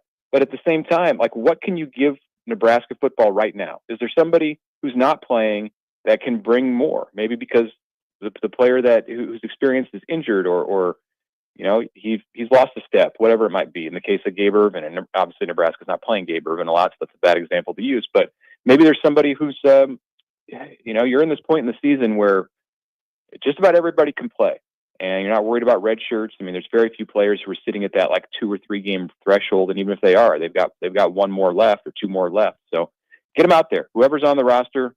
That's what Holgorsen's his directive is right now, is to bring them to the forefront and allow them to help Nebraska win. Who's the mystery new player? I don't know. I think we should start a poll. Put some posters out or something. Yeah, I don't know. There needs to be some odds on this. It needs to continue to build the suspense, whatever way we can make the suspense continue to build until Saturday. And I can't wait for this new person to play like 8 plays on Saturday. What it's probably going to be. I mean, if you're talking about an inexperienced player, it all sounds good when you see this player make a move on the practice field, just kind of natural move. And then, you get into the game planning part of it. And it's like, okay, we got this guy. What does he know how to do? And he knows like 2 plays. So you can only play. I mean, maybe he's been on the scout team and he doesn't know Nebraska's offense. I don't think that you're looking at somebody, no matter, even like in best case scenario, who's going to have a featured role in the Nebraska-Wisconsin game. But maybe you can find this player and bring him into a key situation. Like, let's say he catches a touchdown pass or something, or makes a great run. Then he ends up impacting the game. Like, that's probably the best case scenario, as opposed to like, hey, Mekhi Nelson came out of a red shirt and ran 17 times for 106 yards. Like, that's probably not going to happen, because if you would think if someone was capable of that, then they would have already been playing. Not that Matt Rule had a huge say in the day-to-day, play-to-play, whatever operations of the offense before, but I think we all sort of operated under the idea that Marcus Satterfield is sort of an extension of Matt Rule and the way he thinks about football. How big of a deal is this for Matt Rule to be able to hand over the reins to an experienced guy, and kind of what it seems like, Mitch, is give him carte blanche in the final 3 games to do whatever it is he wants to do? How does that help Matt Rule as a coach? Well, other than maybe the UCLA game this year when we saw Rule with a play sheet in his hand, I think that's pretty much what it was for Satterfield. I mean, Rule in last year too. I mean, Rule's on the headset, and he'll still be on the headset. Like, he's still going to listen and have some input probably between drives. I don't think it's that much different. Like, the autonomy comes in and Holgorsen's suggestions about personnel, during the week and the game planning stuff. He probably, has full autonomy. I don't know that it's more than what Satterfield had. Rule has been traditionally pretty hands off as a head coach with what his coordinators do. Sure, he has input during the week, input during the games, but I don't know how much different really it is in this situation now. So probably pretty similar. If anything, you maybe just Rule doesn't have to worry or think of, or his plan is to not to have to worry or think about that stuff as much during the game, not looking over the shoulders of his coordinators in the way that maybe he was as Nebraska struggled offensively in recent games, and so then he can go focus and help out in other areas, like help on special teams, or just continue to do the stuff that Matt Rule does pretty well, which is be the CEO of the program. Meanwhile, Mitch, Nebraska plays Wisconsin on Saturday. Do you have any? This is maybe. Is this less of a mystery than it was a week ago with both teams coming off a bye? Now you have the added, change in coordinator for Wisconsin. Nebraska has their own issues that they're dealing with, and then all the history between these two teams. Like, how much have you actually thought about this game and the way Nebraska goes into it? I'm going to think about it more this afternoon because I'm working on a combined piece with my coworker, Jesse Temple, who covers Wisconsin for The Athletic. To this point, I haven't thought about it a huge amount other than listening to what Luke Fickell had to say this week. And, he was coy about his offensive coordinator and who's going to be calling the plays. I don't know that makes any difference at all to Nebraska, because it's going to be someone that Nebraska's not familiar with and someone who's inexperienced on that coaching staff. So it could be anything. Much like with Nebraska last week when it went out to USC, you're not going to see massive change with Wisconsin. You can tweak little things, and Nebraska tweaked the tempo, and it made it emphasized with Raiola to get rid of the ball more quickly, and maybe there was some emphasis on a different personnel package. But that's about it, and I think that's about it with Wisconsin. Like, I think ultimately over the long run, Wisconsin is gonna move back more toward being the Wisconsin that most people know, where they're a physical ground and pound team, but that's not here. That's not with 2 games left in the season. Wisconsin's going to have to run the offense that it has with the players that it has. And if it tries to do something different, if Luke Fickell's like, I've had enough of this airing the ball out, we're going to be the Wisconsin that everyone knows and run it 60 times. Like, they don't know. It's not going to work. It's tough to go back. Badly. Like, they don't. You can go back over an off season or a couple of seasons, but you can't do it from week 12 to week 13 in one year. All right, Mitch, we'll let you go. Enjoy the rest of your afternoon, and we'll talk to you soon. Okay, thanks, Connor. Mitch Sherman from The Athletic and the host of the Locked On Nebraska podcast. A very good podcast. Josh says that every week.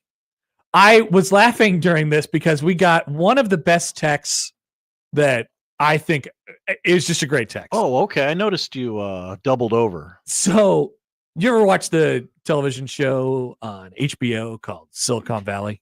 Josh? I have. I stopped. I didn't finish it. So I hope that's not important. There's got to be some AI way or some Photoshop way we could make this work.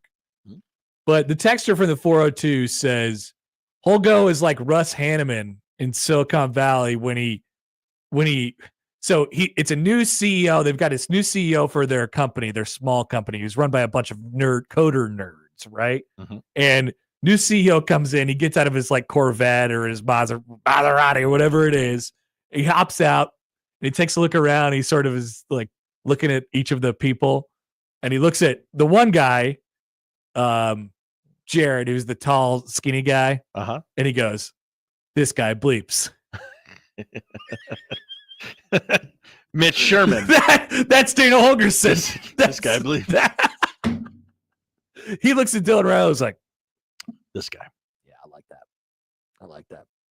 You have to make snap judgments. Sometimes first impressions are important. Really do. We don't have like a training camp to get to know each other and learn things about each other. Yeah, I think I kind of like this. Let's do this. And so if a wide receiver popped up or if a running back popped up over the last week, then this guy bleeps.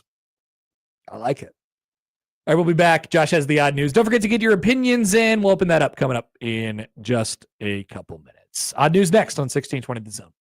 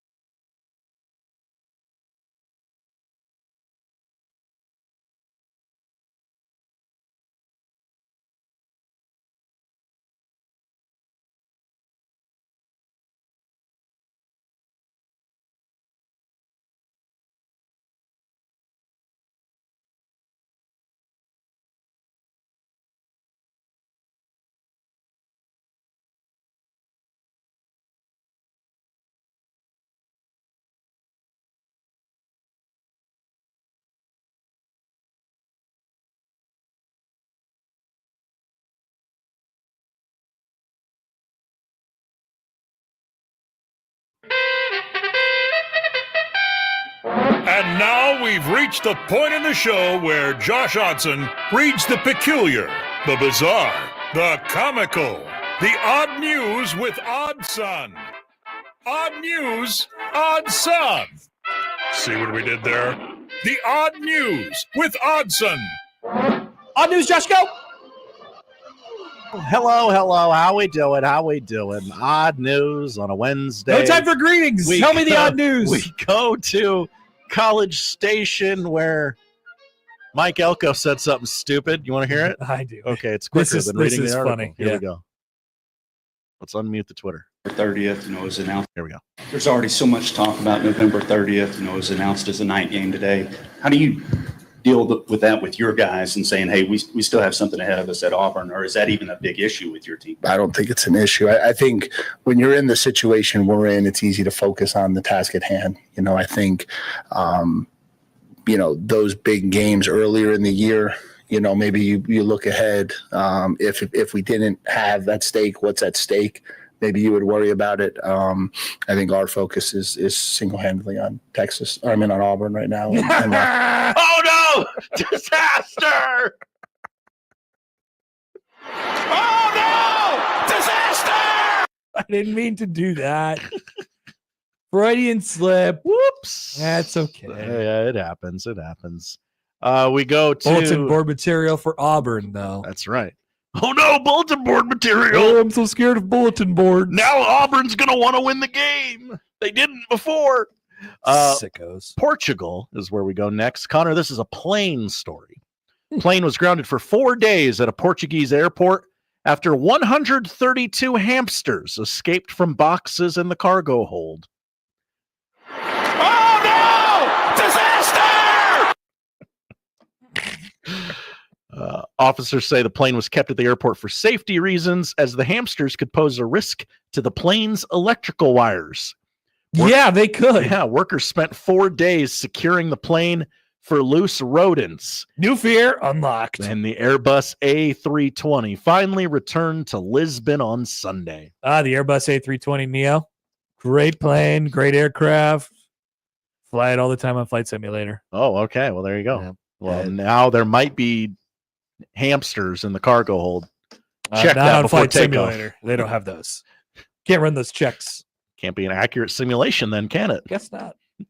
And I'm sure you've heard that The Onion purchased Alex Jones's InfoWars. I've heard this from many people. Along with that, and we're going to stay apolitical with this. This is a thing that I don't care about, for the record. Well, maybe you'll care about this.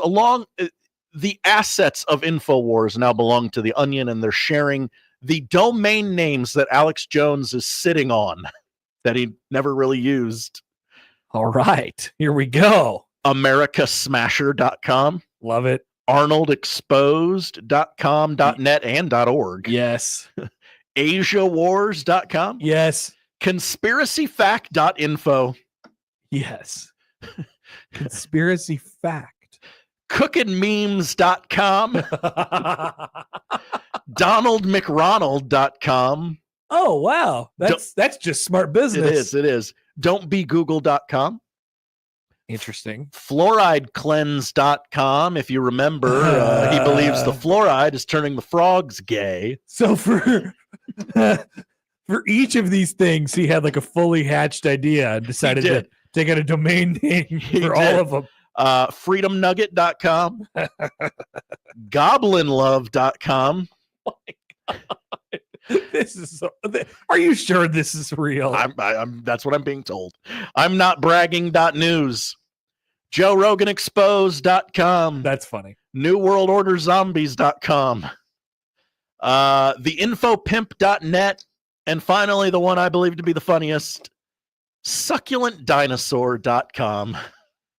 Should I check it out? Yeah. I didn't visit any of these. What? I'll go to Donald McRonald. Yeah, it takes me to a landing page. So okay. Not in service at the moment. DonaldMcRonald.com takes you to InfoWars. Interesting.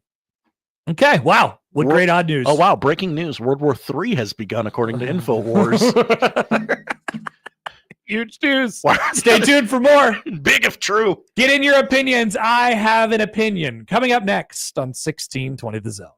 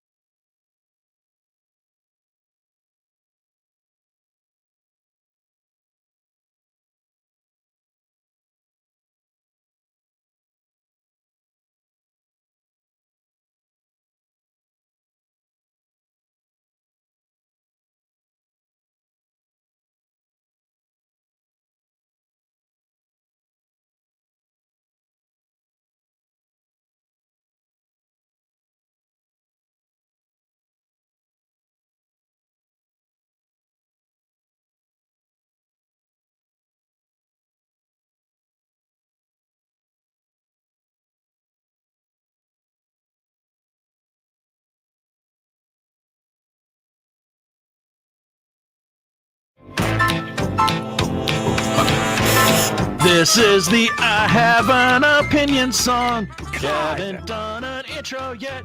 Need to get on that. Yeah.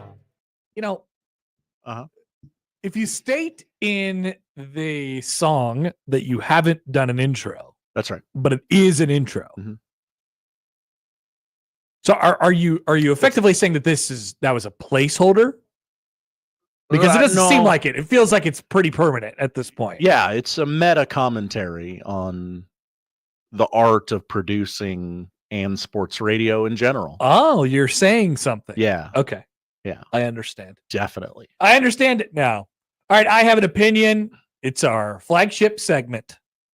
Wow. I don't know. It kind of is. Okay. I love this. I'm okay with it. I love the way people frame it. I love when people claim that they have opinions and then they state said opinions. If you'd like to participate, please do so. Just make the first couple words of whatever you send in, whether it's an email or a text or a YouTube or a tweet. Just make it say I have an opinion so it stands out to me. That's right. And then we'll read them. Josh, fire away. Just picture next week you will be doing this in Vegas. Oh man. With Josh Peterson. Yeah. In a cabana. Josh already has so many opinions though. I know. Is he going to sit idly by and listen to others' opinions for hours? Not a chance. I don't think so. I'm going to let Sal kick us off on the YouTube stream today. What's up, Sal? What's up? I have an opinion. The Dodgers signing of Juan Soto should be blocked. Screw them. Well, the Dodgers aren't signing Juan Soto. They should not be allowed to pursue him in any way. Hey, Sure. Juan, we can't pay you today, but we can give you $1 billion in 2084. You okay with that? I don't think Juan Soto is taking deferred money, for the record. I don't think so. Yeah. Shohei Ohtani could take a bunch of deferred money because he is an endorser of many things. He is basically the living, breathing representation of Japan in America. That comes with its perks. Wow. That'd be an interesting, the Ringer and Bill Simmons, they'll do America's TV dad title holder lineage articles. Yeah. It would be interesting. Who is Japan? Who is Japan in America? It was a title Jackie Chan held for a good long time. And now Shohei Ohtani definitely holds it. Oh yeah. I think so. Who are some other candidates? Mr. Miyagi? I don't know. I'm just spitballing here. The dad from Did Ichiro ever hold it? Oh. Probably a short period of time, but I mean the Ichiro mania was pretty high. I think the actor James Hong probably held it at some time. Okay. All right. Do a Google at your place of work. Well, I don't want to Google just Japanese people. No, don't Google that. That's rude. But yeah, I stand by what I said about Ohtani. Oh no, you were absolutely right. All right, thank you. 100%. Thank you. Asian Joe commenting in on this conversation. I'm Korean, so I'm out of the running for Mr. Japan. I'm being told Jackie Chan is Chinese. I apologize. And I knew we would end up. Oh my God. I knew we would end up doing that. Racist Josh. Classic. SEC Josh. You get it. Yeah, sorry. I'm SEC Josh. Whenever something like that happens, it's SEC Josh. Yeah, we did. We waded into some dangerous waters there. Yep, I dove right in head first, like an idiot. Broke your neck. That's right. That's okay. How about some other opinions? Sure. In an elegant segue. This show will be canceled for racist. But if we get canceled, it would be for accidental racism. Yeah. That's the most likely way of cancellation for sure of this show. No doubt. Charles has an opinion. Airplanes should be loaded starting with the final rows of the plane moving forward. I've heard this before. No more loading by groups where a person in row 20 gets on after a family in row 10 has to wait for them to load their crap in the overhead bin. You're in row 1 and don't want to be the last on the plane? Who cares? You'll be the first one off. It hasn't been implemented yet. Airlines have very different opinions on these things. How do we load these people onto the plane? What is the most efficient manner in which we can do this? Are you Southwest and you just say you can say wherever the hell you want? I don't care. It's a free for all. Go for it. Are you? I mean, most other airlines, they do put them in order, or there's groups. Southwest, I suppose they have groups as well. Like, hey, all right, first 30 people get on the plane, you can sit wherever you want. Not for long. When's that changing? Oh yeah, they did say that they were changing that. Probably January 1st. Oh boy. This might be my last Southwest free for all flight. Oh no. I'm gonna miss it. Maybe I should get A-list preferred just for the hell of it. For old time's sake. It is nice though. You hop right in that, and especially if you're traveling alone, you know, if you're traveling alone, you could be in C and not have to be concerned about it because there's always one. You just have to sit in between two ginormous people, probably. Yeah. Or that nobody likes to take because I think they're too afraid. Nobody likes to take that very first row with the extra leg room and there's like or the window seat. Mm-hmm. I'm like, that seems like the best seat on the plane. Why would you not want that? Like, you can get that if you're like C48 on Southwest. Because if you sit there immediately, everybody knows what you're doing. Like, oh, yeah, you're a jerk. Yeah. No, I got here first. Dave says on that subject, airlines should offer a discount for middle seats. Dynamic pricing. Ooh. Dynamic pricing for flights. Interesting. All right. Chris has an opinion. Hey, Chris. I have an opinion. Thank you notes suck.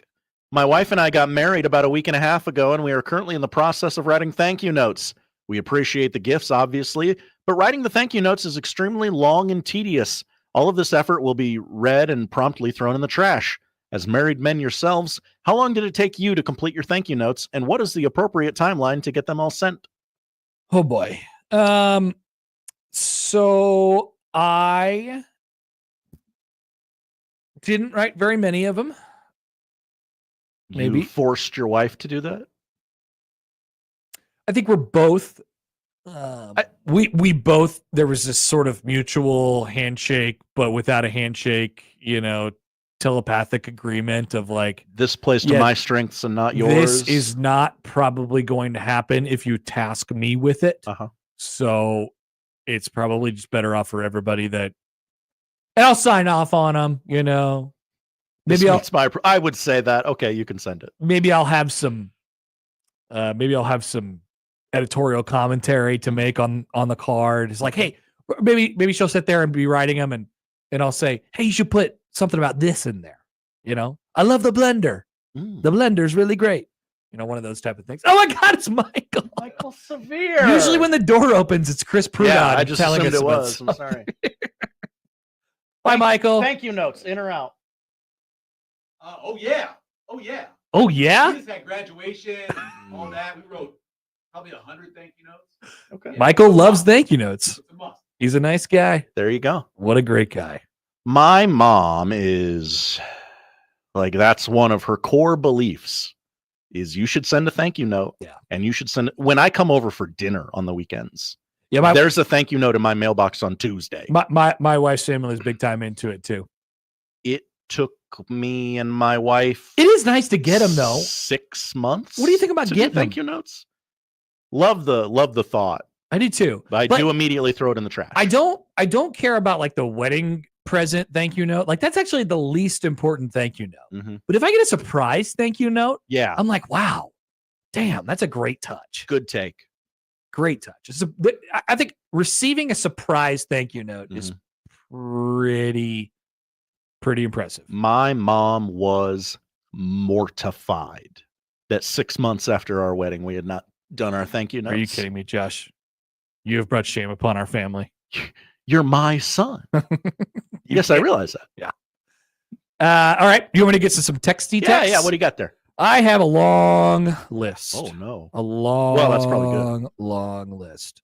Here is Michael. Hi, Michael Severe. Different Michael. Oh, okay. He also has a question for me that I don't know the answer to. I have an opinion and an opinionated thought. Okay. That's allowed. Are those different? I'll vibe it out after I hear it. How about this? The Royals need to reunite with Nicky Lopez this offseason. He has strong defense, which would fill a need, versatility across the field, and knows the organization. It's a no-brainer. Also, the Happer Show should get a weekly or bi-weekly segment with the voice of a Royals announcer. If Mitch Holtis could be on during Chiefs season, yawn, then Happer should get a Royals guy during baseball season. However, I don't know how contracts and radio work, and even if that could be done, I don't know if that could be done, but it should be. We could. It has nothing to do with the contract. We just have to ask young Jake or somebody to come on with us every week, and they'd probably do it. We could probably find a time that works for me each I don't know. week. I never know if there's a market for this. I never know if people want this or not. Do we want to talk Royals once a week? I mean, it does allow you to flex that muscle that you have. Like it's like that's. I love talking. I will do it, but I want to serve you. Prep segment. I'm here to serve you. Yeah, or to serve you all. Okay, well, all right. Put it in the thought bank. Also, the Royals should not go get Nicky Lopez. I don't know where he'd play. I don't need a guy who can not hit and play really good defense. Bench. Yeah, sure. That'd be nice. It'd be a nice bench piece. That's what he did in Atlanta. Yeah. You need a base stolen? Okay, here. Yeah. Good guy. We love Nicky. Yeah. Awesome. Friend of the show. But I don't think that Royals need some more thump in their lineup. Mm-hmm. They have kind of a lot of Nicky Lopez's at the moment. Let's see. All right, here's Brian. Hi, Brian. I have an opinion. Wind sucks. Great take. I'd deliver mail and I'd take a 20-degree sunny day with no wind over this 45-degree and 45-mile-per-hour wind BS. Yeah, I'm with you there, Brian. It kind of smacked us in the face today, didn't it? Yeah. That came cold and unrelenting. My child had to hold the hood of his winter coat as we walked into the door of school today. Here's Cody. Hi, Cody. I have an opinion. TV announcers need to stop saying during games, South Carolina transfer in on the tackle or whatever school they were at. Everyone is a transfer anymore, and no one cares when they sat on the bench prior to their current school, where they sat on the bench. A little bit of something there. I think if the player... I actually think it's pretty helpful. I know that everybody is a transfer, but you're not noting it to say that he is a transfer. Like, if I'm watching a game that I know nothing about either of the teams, it's Boise State or something like that, and one of their corners comes up and he makes the tackle and they say he's a transfer from Kentucky, I'd be like, oh, wow, he's a transfer from Kentucky, huh? He's a transfer from the SEC? Like, that's kind of cool. Just a little dash of color. Yeah, that guy you played at Minnesota. All right. That's good. Not making a big deal about it, but just like you said, Josh, a dash of color. I have an opinion from CJ. Hi, CJ. It's deer season right now, and those who shoot tiny baby bucks are just complete asshats. Wow. I see it every year. Don't shoot a little buck to just shoot a deer. Take a full mature doe. Doe meat tastes better than bucks anyway, CJ. I know nothing about what he just said. Yeah, I thought we were going... Feels bad to kill baby deer. I thought we were going to like... hunting in general is bad. That doesn't seem to be the opinion. No, we are not there. No. We're definitely not there. Shoot the right kind of deer. Yeah. Pick on someone your own size is what CJ is saying. Probably better for the population in the long run. Yeah. Right? So you want to get one that's at the end closer to the end of the line, so that way, the younger ones can have offspring and live full mature life before they reach near their end. That sounds better than what... Yeah. Chris. Hi, Chris. I have an opinion. Thin crust pizza is a waste of time. Love it. You love thin crust pizza, you love the take. I love the take. I'm sorry. Good clarification. At the Creighton basketball games, they just bring us a whole pile of Godfather's pizza. And there's 3 different topping options, right? There's a sausage, there's a plain, there's pepperoni. But now what they have added in this year is there's two different options of the three options. Oh. There is the Godfather's kind of deeper pan pizza as you know it, and there's the thin crust. And damn it, I enjoy the thin crust Godfathers. Okay. So I'm sorry. I have an opinion, Josh. Not to backpedal here. My father loves a thin crust pizza, and his favorite was always Godfather's. So I know the Godfather's thin crust. Yeah. Exception that proves the rule for me. I've heard there's some around the Creighton community who claim that they do not like thin crust Godfathers because it is, quote, less Godfathers. I said, I don't know, it just kind of tastes better. It's like, no, I want all the Godfathers that I could possibly get. Do it. Yeah. Mozzarella. My taco pie. This is a disagree, Chris. I'm out on that take. Okay. I'm out on that take. I respect you. I love you, but I disagree with your take. Jay Scurtad. What a week for Jay Scurtad. Big week. I have an opinion. The McRib is the most overrated fast food sandwich. I don't have any problem with that take. Overrated. I mean, people. It has a hype monster behind it. It has a hype monster. Yeah. I don't even get people get freaked out about it coming back always. I never even get it. I can't remember the last time I had one. I usually get one just for nostalgia's sake. Isn't it like once a year now? And didn't they say last time, like, hey, this is the last time? Yeah, but they it'll always come out do later that. this year. Later that quarter, here it is. Yeah, it's coming back. Uh-huh. Don't worry. Same with the Monopoly game. That's always coming back too. This is that. the last time. No, it's not. Let's see. Pedro. I love the variance of opinions. It's not just it's good. One category. Hi, Pedro. Pedro, hi guys. I have an opinion. Why do we buy such ugly shoes? Crocs, Skechers, Hoka, Uggs. We hate our feet. Wow. No, those shoes are actually supposed to be good for your feet. The Hoka shoes. Yeah. They're like, runners wear those shoes. Yeah, specifically designed for. Like, isn't it generally true that the worse looking the shoe is, the better it actually is for your foot? And the better looking the shoe is, the worse it is for your foot? It's so good looking that it's painful. You won't care. Matt Rule, it's painful. Yeah. It's painful. It's painful. It's painful. This shoe is so ugly.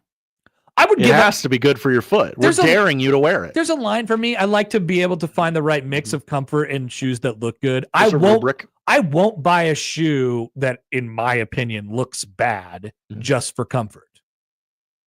But I also won't buy an incredible looking shoe and sacrifice too much comfort. There's just a small zone for me that I like to sit in. That's the sweet spot, though, once you find it. Yep. I got one here from Sal. It's more of a question, but I like it. Nice.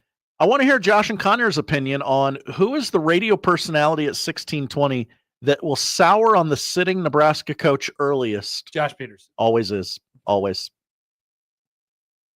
That's why I wanted to do that thought exercise, because I knew we both knew the answer. It's always Josh Peters. Yeah. Prove me wrong. He will always lead the charge on this isn't working. Let's fire this guy. Yesterday, Josh and John got into a debate. Josh said they were talking about, or it was John's weird, hey, Oregon, they might not go to the playoff. Like there's like a 1.1% chance they might not go to the playoff. And Josh was like, well, you can have definitive opinions. And then eventually John was like, you can have non-definitive opinions. I saw your tweet. Poll question, can you have definitive opinions? Hey, I respect that. Sometimes you just go in and you're like, I got this take. I'm going to believe it all the way. A lot of people in the YouTube chat telling me that that whole afternoon show is already out on Matt Rule. I don't think that's true. I do not believe that's true. He'd be working a little bit better than it is right now, though. Here is Jesse. No, that's not an opinion. Jesse. No, that's not an opinion. Jeff says, Hi, Jeff. I have an opinion. That's a bad opinion, but I don't know which opinion he was talking Just about. general. No. Yeah. You can screenshot that and put that in a number of places. We'll just use it whenever we need it. I have an opinion. That's a bad opinion. Yeah. All right. Anything else from the YouTubes? Like the concern sign. No, I think the pretty calm in the YouTube chat right now. All right, cool. Well, we can end this then. Okay. Did I get any more emails? There we go. Brian on thank you cards. Hi, Brian. We send cards for graduation's wedding. My wife and I always put on the card that no thank you is necessary. Interesting. Didn't know that was possible. Put that on the front end. Hell yes. I like that. Yeah. John says sausage pizza is absolute trash. John, sausage. I don't like that take. But hamburger pizza is trash. People around here eat hamburger pizza. They're like, that's normal hamburger pizza. We're like, the beef state. Put sausage on your pizza. It's better. Yes, I agree with that take. A lot of white people can't handle the spice that sausage. Sausage. Imagine even a spicy sausage, it's still pizza. Yes. Joel says, read mine, you cowards. Oh. It says, the wind doesn't suck, it blows. All right, that's true. Yeah, it is. All right. Cool. Good job, everybody. Good bag, y'all. Good bag. We will return. We still have many more things to get into today. Rob Washut will join us at the top of the hour. Check in on the Jets, Jets, Jets. Josh has some questions for us. You have some questions? I mean, we can get to these questions. If there's time. We don't have, I just wanted to, I knew you were busy last night. I wanted to come with something. I was busy last night. Yeah. Want to help my guy. Gotta get a haircut tomorrow. Same here. Wow, really? Are you going to cut your own hair? Of course. Price is right. I'm going to the real life, like it, in front of this game and this trip. Oh, it's time to go to the barber. Yeah. And the barber is going to tell me, why are you here? Just like Mike Sauter tells me every time he sees me, he goes, why haven't you shaved your head yet completely? And I go, I don't know. I just don't feel, I'm kind of scared. I'm not scared about what it would look like. I just don't want to shave my head with the razor. And he's like, do it. Does the Godfather's Pizza guy cut your hair? Mike Sauter and my barber tell me this every single time. They're like, why don't you just do it? And I'm like, all right. Mike Sauter, Godfather's mascot. Handshake me. All right. Fred Hoiberg has also spoken prior to Fred Hoiberg, Nebraska's game against Creighton on Friday. Greg McDermott will speak in just a couple hours. We'll be back after this on 1620 The Zone.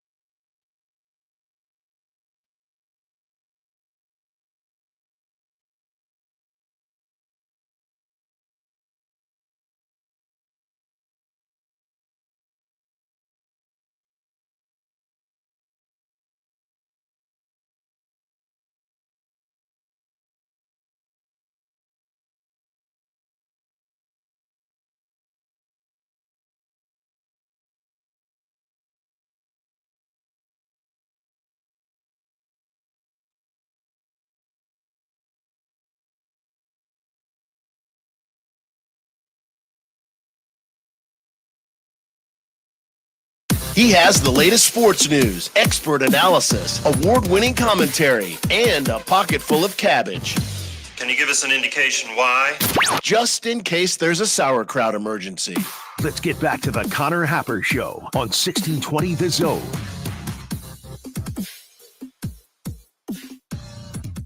All right, speaking of winners, we got winners all over the place. So we have met with now our week 10 winner of 4-quarter pick'em. John. Thank you. And now we have just met with our season-long winner of 4-quarter pick'em, Brian. Yes? Yeah. Brian. Yeah, he was just here. He was just here. I think he's still probably hauling all that stuff to his car. Stuff. You were going to say junk. It's not junk. It's great stuff. No, those some sweet. There's a big, giant red Yeti cooler with a big blanket inside of it. Uh-huh. Couple of those Yeti coolers are worth its weight in gold. And a couple of those chairs, those fold-out chairs, but they're the nice versions. And they rock, it said? They rock. Yeah. Lean with it, rock with it. And then like a flat-top grill, right? Yeah. My God. It pays to play 4-quarter pick'em, ladies and gentlemen. He didn't even win a week.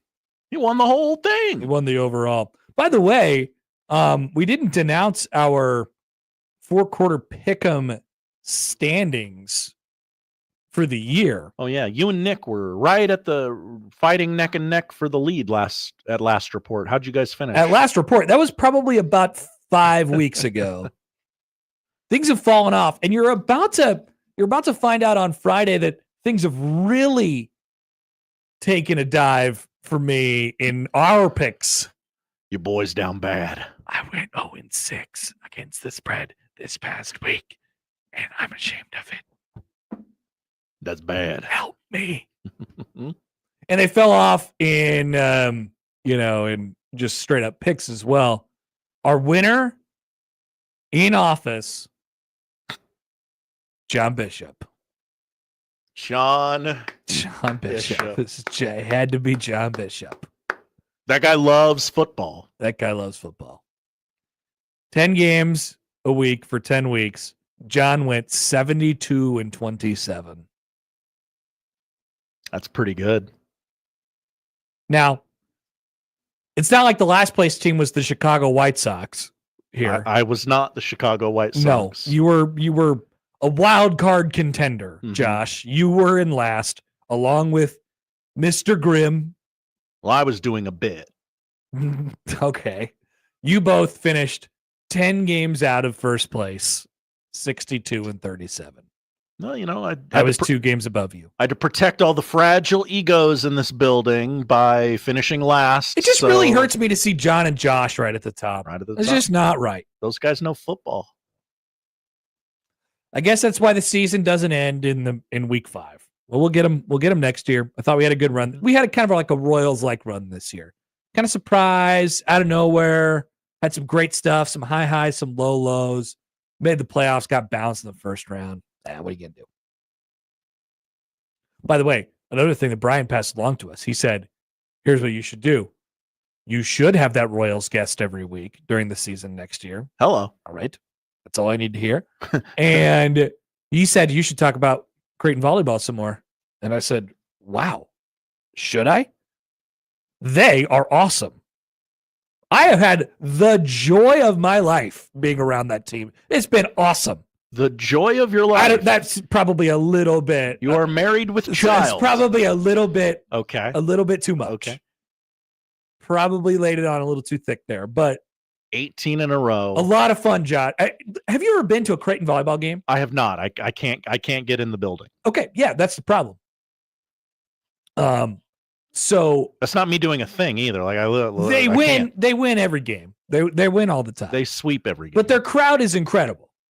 Their crowd is they're engaged, and people come up to me and they tell me like, "Hey, you're doing a really good job," and you have no idea how much that means to me, considering their situation is already really, really good. Right? I'm just like, I just want to stay out of the way on this one, man. Here's how good their situation is.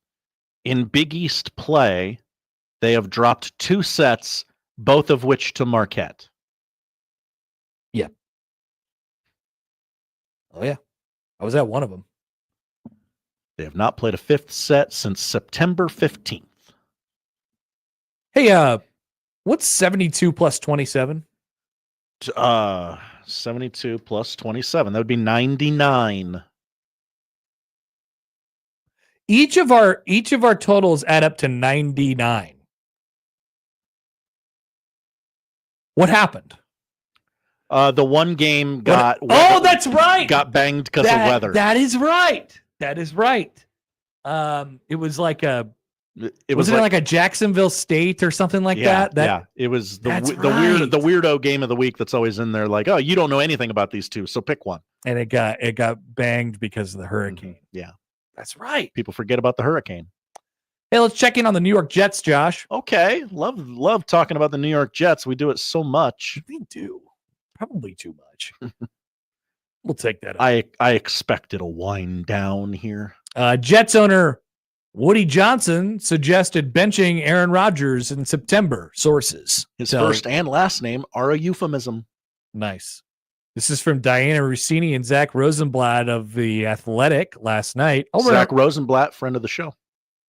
Really? Yeah, we had him on when they were doing Hard Knocks. Is he related to Johnny? I don't believe so. Well, we don't care about him then. I'm going to read you this article exactly as it reads. All right. Get a subscription to The Athletic. Yeah. Journalism, baby. The New York Jets fired general manager Joe Douglas on Tuesday, 6 weeks after the team fired coach Robert Saleh. According to multiple team sources who spoke with The Athletic about the team's inner workings, Woody Johnson suggested a more drastic move earlier in the season. According to those sources, the day after the Jets lost to the Denver Broncos on September 29th, there was a contentious meeting at the team facility. It included Johnson, Douglas, Vice Chairman Christopher Johnson, Team President Jaime L.I., and Ira Axelrad. I'd never seen those names before. An advisor to Johnson.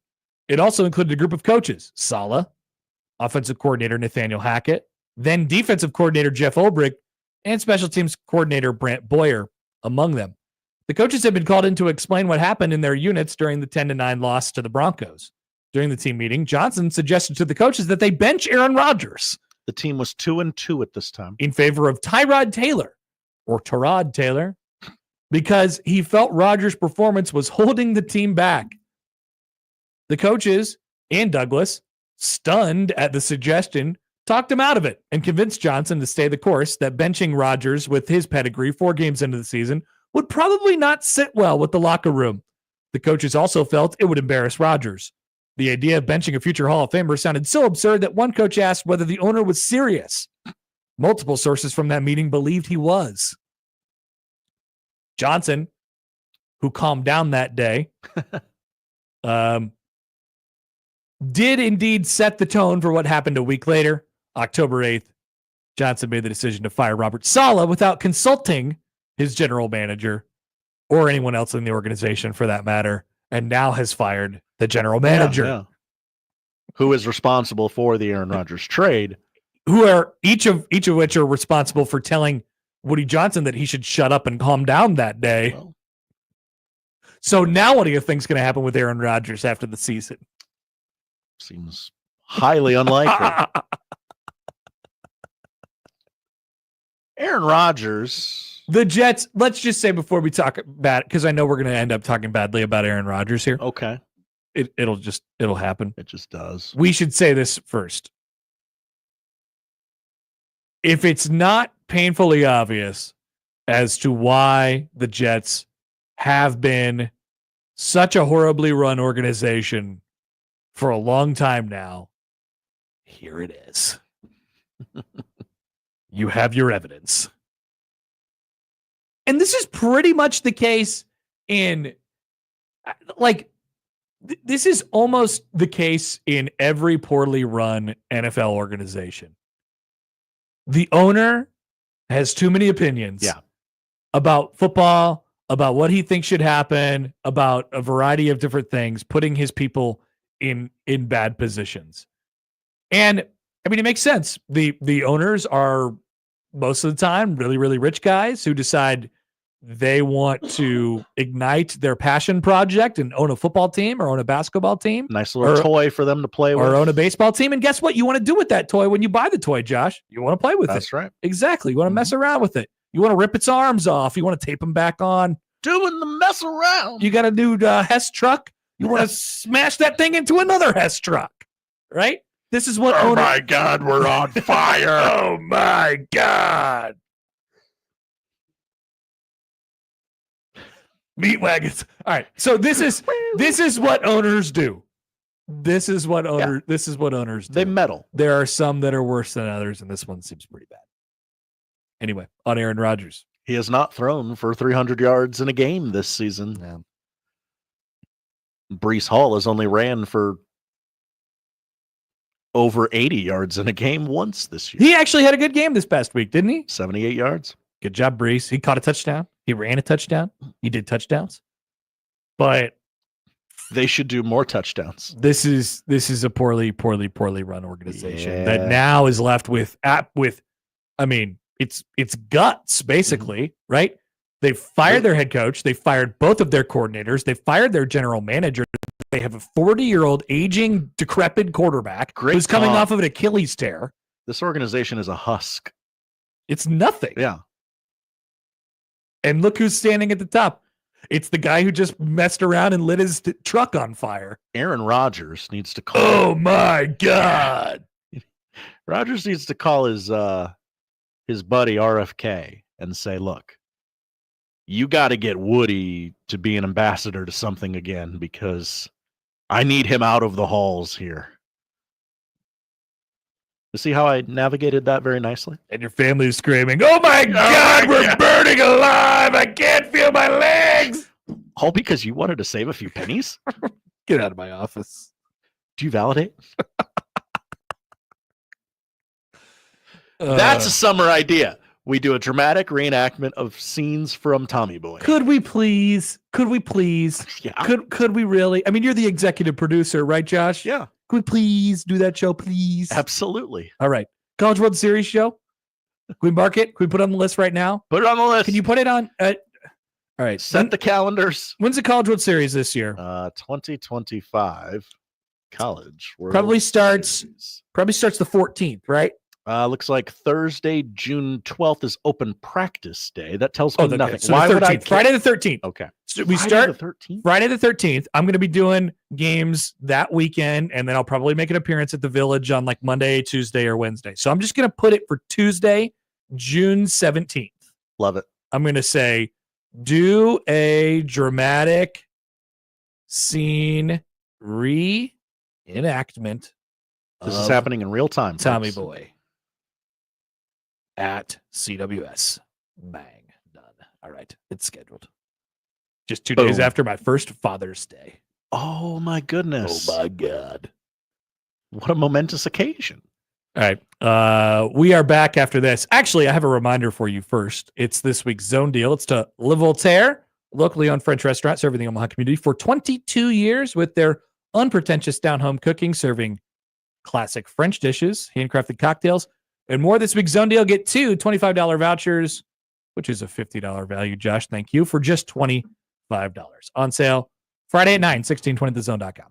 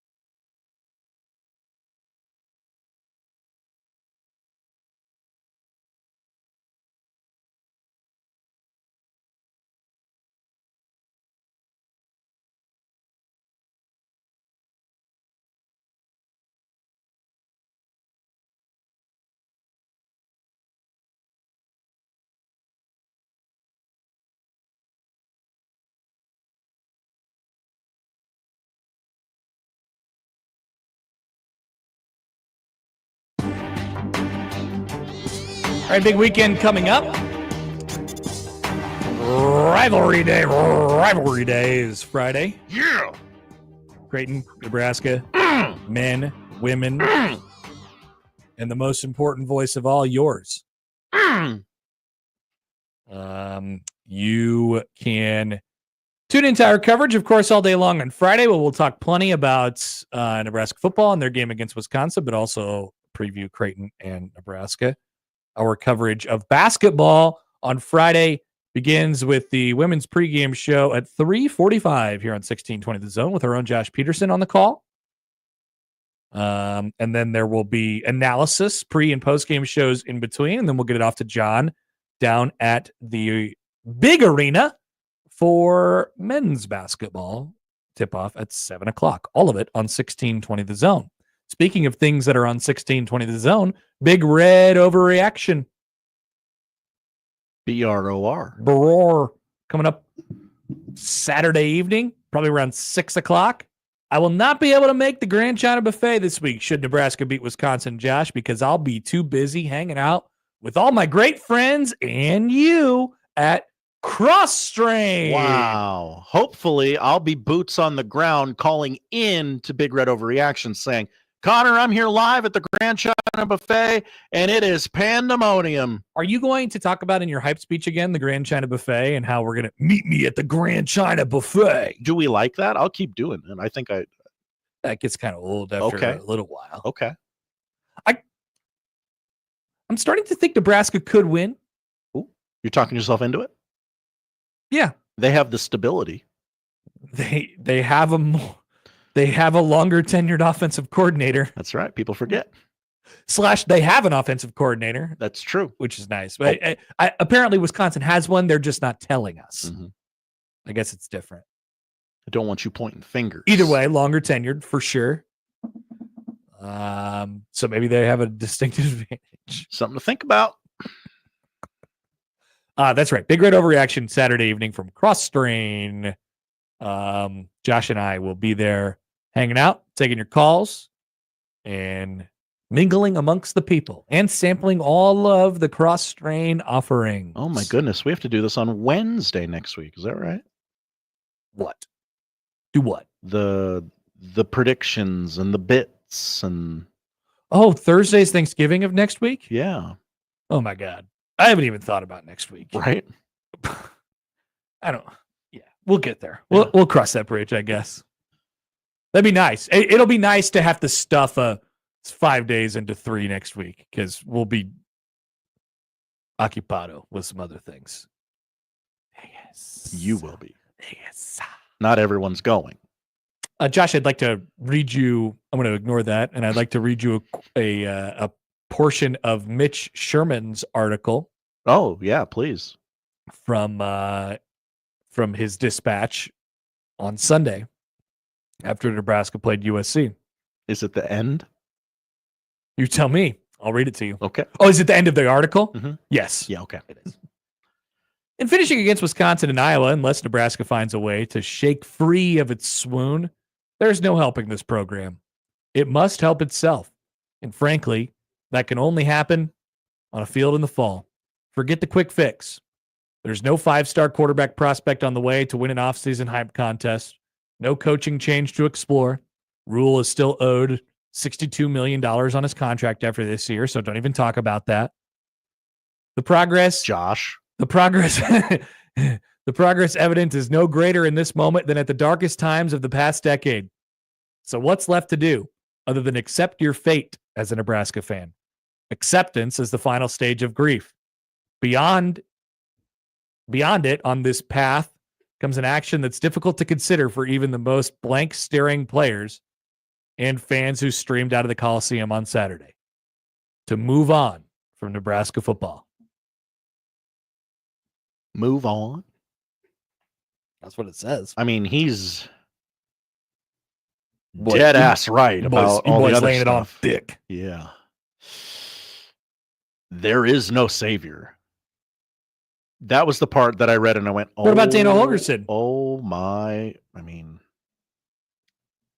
He can save me. I guess. But yeah, I mean, there's no I don't see unless they get like. God, we do this every year. We do. Nebraska says, I don't see a way where you could sell positivity, and then one little a leaf falls off a tree, and you're like, we're back 10-2. Oh, baby, we are back. This is gonna change everything. Can you believe that leaf fell that way? They'll get a 5-star wide receiver from Calabasas, and I'll be right back on. Don't worry. So I would kind of push back against the trust me, there will be no happiness this offseason. You should look at this as you should evaluate this with your eyes and say, wow, I mean, it's really not going as well as I thought it would be going by this point. And you should definitely be looking at everything with an air of, what's going on over there? Yeah. Whatever that's called. You should be skeptical. Yeah. Of every skepticism. I almost Nick Bod that one. But you should look everything. You should look at everything with a little bit of skepticism at this point. What? Just the idea of you just inserting Nick Bod jokes into the show. I think it's funny. Cynical skepticism. Yeah. That's how you should be approaching things right now. But don't tell me that it's impossible to be excited. I mean, that's just wrong. But to the level, you're gonna get excited. To the level of we got Dylan, that's not happening. We'll talk ourselves into, oh my gosh, that left tackle from Mississippi. He's a dog. We'll do that. Yeah, there's always something. Or have you looked at next year's schedule? Have any of you looked at next year's schedule since the time it was unveiled? What a perfect time for you to say this, Josh, because it's November 20th and the cold front has just come through for the very first time. And this is exactly the day every year that everyone says, oh my God, have you looked at next year's schedule? I don't think we're going to win a bleeping game next year. I have looked at next year's schedule. Josh, did you see this year's schedule last year? I did. It was like, oh, jeez. What are they going to do? They better get to 7 in their first 7 games, otherwise, because they're going to lose all their last 5, and they actually might lose all their last 5, by the way. But not because of not because of what the opponents were. Nebraska's schedule has actually turned out to be quite a bit lighter than we expected. I guess I don't know how you would read into that. We thought USC would be better. We thought Wisconsin would be better. We thought Iowa would be better. We thought UCLA would probably be better, but maybe you caught them at the wrong time. We thought Indiana would be worse, obviously. Might I run down next year's schedule? Sure. Very, very quickly. It doesn't mean anything. Versus Cincinnati at a location to be determined. Yeah, it'll be Kansas City's Arrowhead Stadium. Go Royals. Akron. Yep. That game's going to get tornadoed out. I believe they have one. Akron's really bad this year, right? Am I remembering that right? Oh, yeah, they suck. I get all those MAC teams confused. Houston Christian at Maryland. The Huskies. At Minnesota. Iowa, of course. Michigan in Lincoln. Michigan State in Lincoln, Northwestern in Lincoln, USC in Lincoln, at Penn State, at UCLA. Wait, are you telling me that schedule's hard? I am telling you that schedule is, in fact, not hard. Yeah, that schedule is easy. Okay, good. Yeah. Don't worry. We'll make it out to be the hardest schedule on the planet in 2 days. Now, I don't know, the weeks of, we don't know the dates of you guys yet. Know how this goes. We are on the same track, just like we've done the same big red overreaction for every game for the last 50 years of our lives now. Everything is the same. We are in an if you want to look at it this way, be free to. We are in an unrelenting pit of despair and pain and sadness, and we can never get out of it. So much so that every day is the same. Every year is the same. Every game is the same. All of our reactions are the same. So when you know these things, you can plan for them. And so I can tell you how this is going to go. Nebraska will probably not win either of their last 2 games. No! You'll be very angry after the season. You'll want to have people fired. People will leave. Nebraska will get a good recruiting class. And then February will be on the horizon. Baseball will start. And you'll say, I Dana Holgorsen. Playoff team? Yeah, that Dylan Raiola, sophomore leap, something like that. And then you'll say, oh, well, that schedule, though, they better win 6 of them. Otherwise, I don't know what's going to happen. And then I don't know why it sounded like that. And it'll just be this never-ending thing that eventually leads to the season. And then at the season, there begins the pain and the sadness, but not right away. Of course, it'll start really well. That's been different, I guess, but whatever. You guys get it. Part of this Groundhog Day circle of bleep that we've been in for the last decade or so is you got to remember all the beats throughout the year that we're going to play, not just, well, I've seen this movie before. I've seen this game before. Like, you got to remember. Yeah. Macro. There's 365 days in a year, baby. I know what you're going to say on February 19th. Here's Sam on Twitter. Hi, Sam. We'll also have a new stadium project renderings to look at. Folks can call in and say they hope there's stuff for normal fans, and you'll have to humor them while knowing they'll never see the new loge boxes and party pavilions. Yeah, it is right. I don't want to do that show. I'm calling in sick that day. Why not stuff for normal people? I told him to kick rocks. I gave him back my season tickets. That'll show him. No, actually, it won't. There's 4 generations of people waiting for season tickets. It's all the same until otherwise noted, until they break the cycle. Maybe the cycle ends on Saturday. I don't know. There's always the hope that the cycle could end at any moment in time. Break the cycle. What a good theme for a Will Compton-esque promo. Consider that. All right, Robin Washut is going to join us in a second. Let's squeeze in this phone call here. Here's old man Doug. Hi, Doug. Connor, you make me laugh.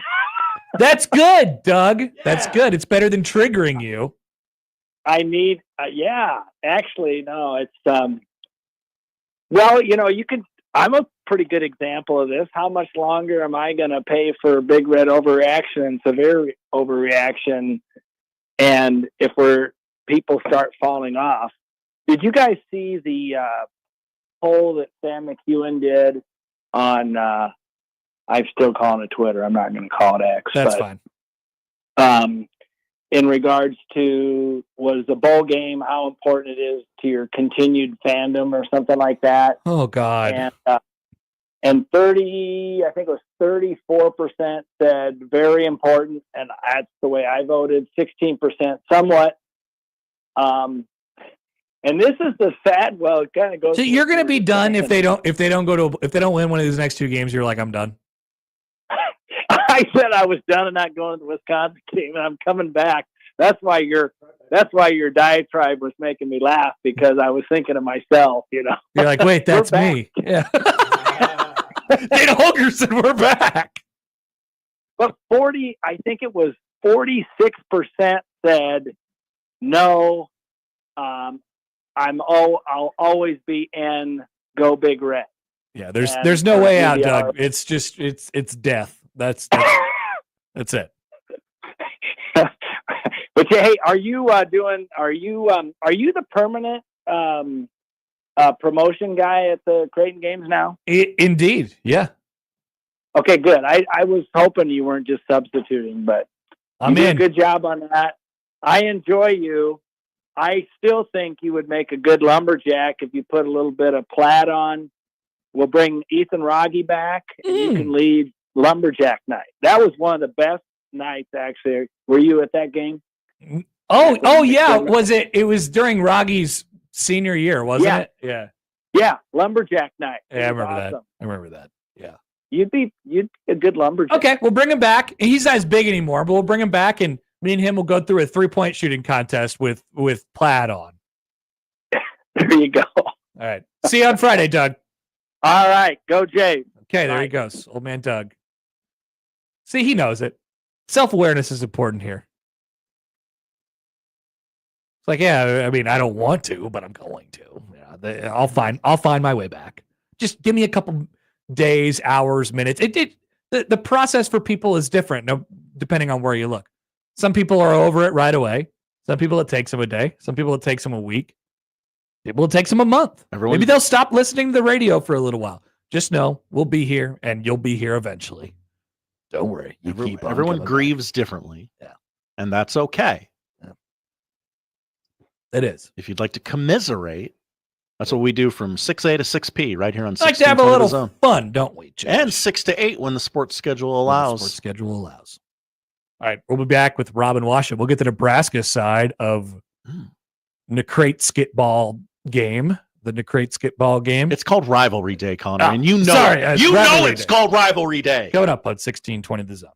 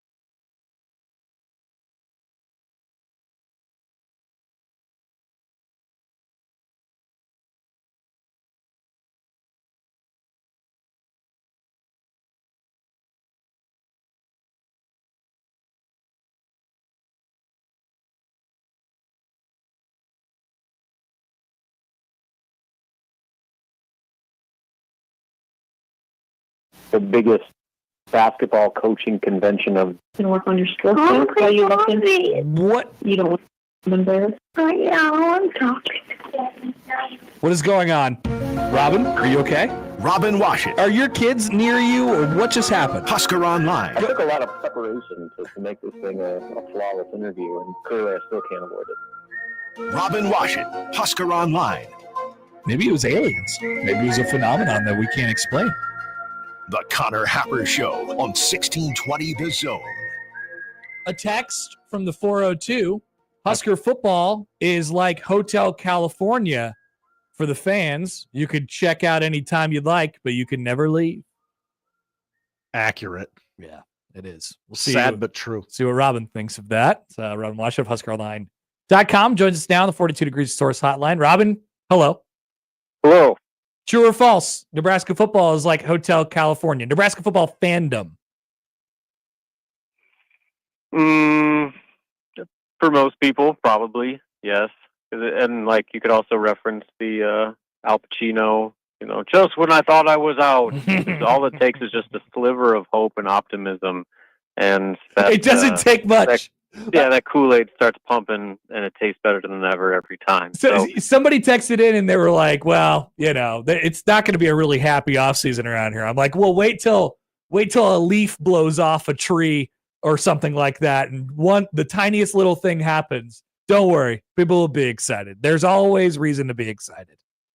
Yeah, and if nothing else, they've kept things interesting this year with the coaching moves and with the ripple effect that could have in the portal. So no matter what happens over these next 2 weeks, there will be plenty to talk about over the course of the offseason. Indeed.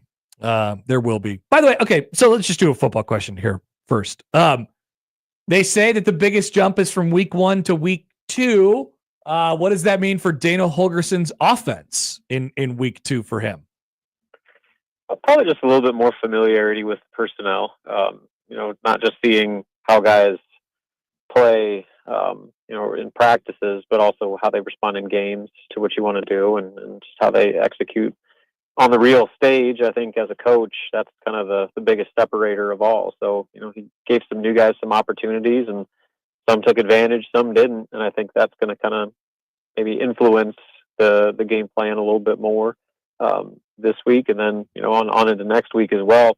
And then also keep in mind that Dylan Raiola hardly practiced over the bye, with that back injury. So this is a second full week of practices with your starting quarterback. And that in itself is probably as invaluable as anything. Just the continuation of that relationship and that chemistry between play caller and quarterback. That's probably where you maybe see the biggest difference of all. Not maybe anything dramatic schematically, but just a little bit more familiarity and understanding on both ends between Holgorsen and Raiola. How was Southern California? It was good. We stayed up by the airport, so it wasn't the most scenic hotel situation, but the hotel was good. And then we made a trek out to on Friday night out to Beverly Hills. And I was pretty sure I was the poorest man walking on Rodeo Drive. I believe that. Definitely a place that is fun to see. Beyond that, didn't really pique my interest too much. But we had an excellent dinner at a steakhouse called Mastro's. Sip said it was the greatest meal he's ever had in his life, which I think he said that about like Outback Steakhouse meals. So you take it with a grain of salt. I've definitely had a meal with Sipple where he was like, this is the best thing I've ever had. He's had like pregame media meals, like at PBA, or wait, are we serious with this? But I told him on Friday when he was a guest on our show to send me pictures, and he immediately scoffed at it. He was like, Happer, I'm not gonna do that. And then what do I receive at 7:43 p.m. on Friday, but a picture of what appears to be a smoking lobster, where he sent the words, okay, that's some kind of lobster. It's good. And that's what I got from him. I also got a picture of a giant plate of whipped cream. Yeah, so it wasn't lobster, it was crab. And so that itself was wrong. The whipped cream was interesting because the place makes their handmade whipped cream every hour, and so Okay. On the whipped cream power rankings, that was probably a 5-star top recruit. Interesting. All right. Well, I'm glad you guys had a good time. Back to Nebraska and Iowa City over the next couple weeks, and Omaha. You get to come to Omaha on Friday. I do. Big one. How was Fred Hoiberg today? Did he let out any secrets? Nothing really outside of the obvious. Just about as far as Creighton's concerned, as will be with every opponent Creighton plays this season. Number one on their list is figuring out how to slow down Kalkbrenner and making sure that he doesn't look like George Mikan out there and do whatever he wants. But then the other part of that, obviously, is if you focus too much on him, they have 4 other guys that can shoot it and beat you at any given moment. And then the way that they thrive in transition might be the biggest challenge of all for Nebraska. When they've struggled, a lot of times it's when they get sped up, get out of control, and try to do too much, which leads to bad shots, leads to a lot of turnovers. And if you take bad shots and commit turnovers against Creighton, they will run you out of the gym. So, the Kalkbrenner obviously is 1A on the scouting report, but making sure that you stay under control and value possessions and take care of the basketball, that's probably going to be just as important for Nebraska's success. How have you felt about Fred's approach to these games? Not just from a rivalry standpoint, but you kind of know what Creighton's going to throw at you and the style they're going to make you try to go into. I felt like last year it was maybe overthought. I just felt like they kind of put a lot into that game and then ended up getting beat on their home floor. How have you felt about Fred's sort of approach to this game over the years in a rivalry where he actually has, won one of these, as his predecessor did as well? How have you felt about the approach from the Nebraska side? It's kind of hard because I've seen it from both sides. I've seen it where they treat it like the biggest game in the world, and it almost becomes this pressure that has them beat before they even tip the ball off. That happens so much with Tim Miles, where that losing streak against Creighton, against McDermott, even going further back, that weighed on him significantly. And you could almost feel a tension around the program leading up to that game because they put so much emphasis on that game. And more often than not, it translated into them playing some of their worst basketball of the season. So I think you don't want to go head first into just making this, the signature game on your entire schedule. Because in the end, losing at Creighton is going to do very little to impact Nebraska's tournament situation. But at the same time, given what it means to your fan base, given what it means around the state, and what it means to the potential value could have on your resume, if you were to win that game, it's massive. So there's a fine line you got to walk there to where you don't want to make it too big of a deal, but you also don't want to just ignore it and act like this isn't a big game, because that's the other side to it, is where under Fred they've had that approach where that's just another game. There's the real games matter in Big Ten play, whereas Creighton approaches that it's a big deal, and they lock in and they want to beat Nebraska every single year and beat them handily.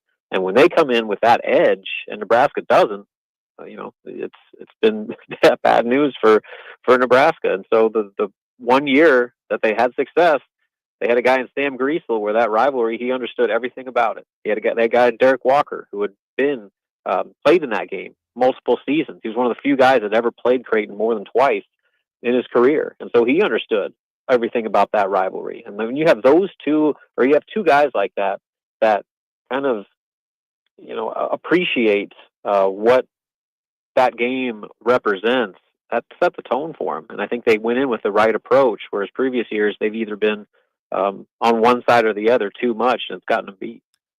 Where's an area or two that you feel like Nebraska is in a position to have success based on what they've shown so far this year in their 4 games, and the matchups for this game are really different and interesting. Mm-hmm. Where do you think Nebraska might have an avenue? What kind of game do they want to play on Friday?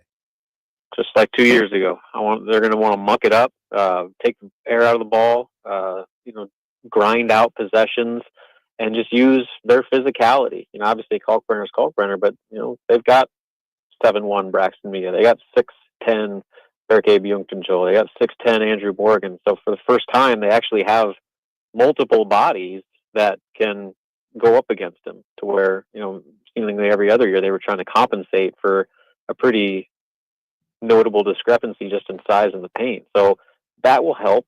Obviously he's still an All-American, and Nebraska's guys are not, but I think just in terms of the depth they have, they're much more suited to at least try to combat that. But I think the bigger part of it is, they've got physical guards. They have big physical guards that, you go back 2 years ago, Sam Griesel just kind of did some old YMCA ball where he just backed down defenders and got the ball into the paint and made plays. I think you're going to have to see some similar styles from Raleigh Worcester, from Bryce Williams. You have your lead ball handler just be able to go ISO one-on-one and play bully ball. That's where I think that they might have a bit of an advantage, and just keep this game as low scoring as possible, keep Creighton out of transition, and make them have to work for everything out of the half court. That's probably going to be their best recipe for success. But even if they do that, if they're trading twos for threes on every possession, it's going to be a moot point. They can have the right game plan, but if they're not making threes, which they haven't done yet this season, it could be a very long night for them. Yeah, in the past in these games, not just the Creighton games, but games with high-powered teams against high-powered offenses, Nebraska sort of takes the tack of like, all right, we're gonna gamble outside on the 3-point line a little bit, and there have been some examples where it has worked, but you're relying on teams to sort of miss. I would say this, Robin, coming off of or I'd ask you this, coming off of the St. Mary's game, Nebraska's first real big test of the year, although they've been sort of tested in other places in previous games. What is sort of the confidence level inside? Like, is it more a curiosity of what they are right now, or is there a kind of known commodity of like, here's what we want to be, and here's our confidence level going into this game? I think they're still figuring it out, but like, you're starting to see things evolve a little bit more the way that they would want. And again, they still have a lot of work to do. Like, the shooting and the turnovers are still really big issues for this team. And while they've had their moments in addressing those, it's been few and far between. So that remains major concerns for them right now. But at the same time, you're also seeing, the positives being, Bryce Williams is playing the way you would hope. They needed him to be an all-conference level type of player, and so far he's been that. But then the St. Mary's game, you also saw Berke Bjorkensjol kind of take a step, and the talent has never been an issue for him. And for me, it's just been confidence, and he just seemed timid and didn't really seem all that aggressive and trying to create for himself. Well, you finally kind of start to see him get after it a little bit more and be the aggressor with the basketball. And he had his best game as a Husker as a result. So, those are the types of things you want to see, where obviously what you have in Bryce. Juwan, at least defensively, he's going to consistently bring it every night. But you need more pieces that you can rely on game to game. And if they can get that type of production out of Berke, it's going to change everything with them offensively. To have a 4 or even a 5 that can be a legitimate perimeter threat, that can beat guys off the dribble and do the things that Berke is capable of doing, that opens up an entire new element for Nebraska offensively, and takes the pressure off Bryce and takes the pressure off their 3-point shooting. So, that's the type of thing that if you want to look for positives from the St. Mary's game, that would probably be at the top of my list. But again, all those positives are still kind of in the shadow a little bit of where they're really struggling with their shooting and with their ball security. All right, Robin. Well, we'll see you Friday night. Should be a fun night in Omaha. Can't wait to bump into you on Friday at the Chai. It's a big one. Going to be a big weekend all across the board. Indeed. Lock in. All right, we're locked in. See you later. See you. Robin Washut of HuskerOnline.com. Big weekend all across the board. Big weekend locked in. I think Nebraska will challenge Creighton. What do you mean by that? I don't know. I don't know what I mean yet. Okay. I just like to say that broadly. Okay. I think they will challenge them. Single digits? I don't think Creighton exactly has triple an identity yet. You know, like they're kind of in this in-between spot. They have a lot of personnel, a lot of different rotations. The thing about playing Nebraska is, you know, and these two have a history together, so they kind of know, like Robin said, you know, how each team wants to play. Like it almost forces Creighton to be one thing instead of the other. But they have so many different, like I said, rotations, personnel options where they're a little bit more malleable this year in the way that they want to play. You know, Nebraska has that path to winning this game. I don't know how it's going to turn out. Weird matchups from a size perspective, kind of all around. I do, you know, although Creighton's guards are small, and I'm looking forward to seeing what kind of challenges that presents in the Big East, where they're bigger, physical, scoring guards, right? You're going to have to really guard if you're Stephen Ashworth and Pop Isaacs. Nebraska's guards, you know, like I don't see Raleigh Worcester bullying Stephen Ashworth, you know. Nebraska does not have a Cam Jones. No. I don't see Connor Essegian, you know, like and Pop Isaacs, you know, having a duel. Going bucket for bucket. Maybe offensively, but like I don't see one of those guys just like picking on the other guy. You know what I mean? Mm-hmm. That's why, again, like we've said it all week. This game is too early. Yeah, it is. It's too early. Sam has a flurry of tweets for us. Hi, Sam McFlurry. Were there any possible saliva-based ailments key Creighton players were dealing with that allowed Greasel to push folks around 2 years ago? People don't want to talk about mononucleosis. Unless people do not want to talk about mononucleosis. Unless it's in that stupid Jets meme, then oh yeah, let's talk about mono.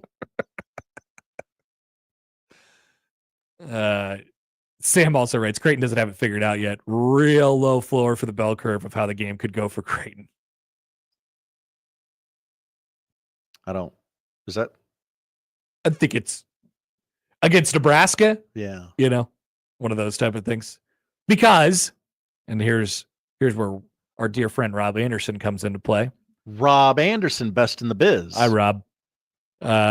Creighton has won 20 out of the last 25 regular season matchups, leads the all-time series now 30-27 after getting dominated for the entire 90s. Creighton has won 11 out of the last 13 meetings, 10 of those by double digits. These are all kinds of teams with all different kinds of aspirations. Creighton has won 4 out of the past 7 meetings in the history of the series before. They won the first 4 of the first 7, and then they broke for 45 years. They didn't play each other, and now they've played at least once since 1977. Okay. Number 15, Creighton handed Nebraska its lone home loss last season. 89-60. Math that for me, Josh. 89-60.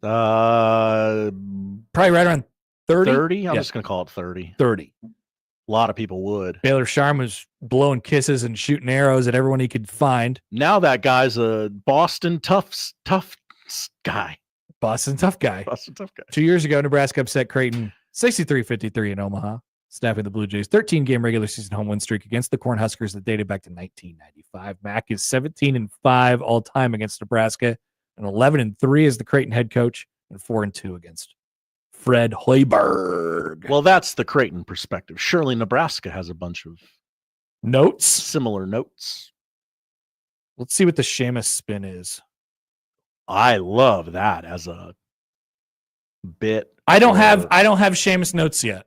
I don't have Seamus notes yet. Rob has notes. Rob puts out the notes early. Interesting. Why is that interesting? I don't know. Yeah, don't just stirring the pot. You always do that. All right, we will come back. Still a couple things to get to before we get out of here on a Wednesday on the Connor Happer Show on 1620 The Zone.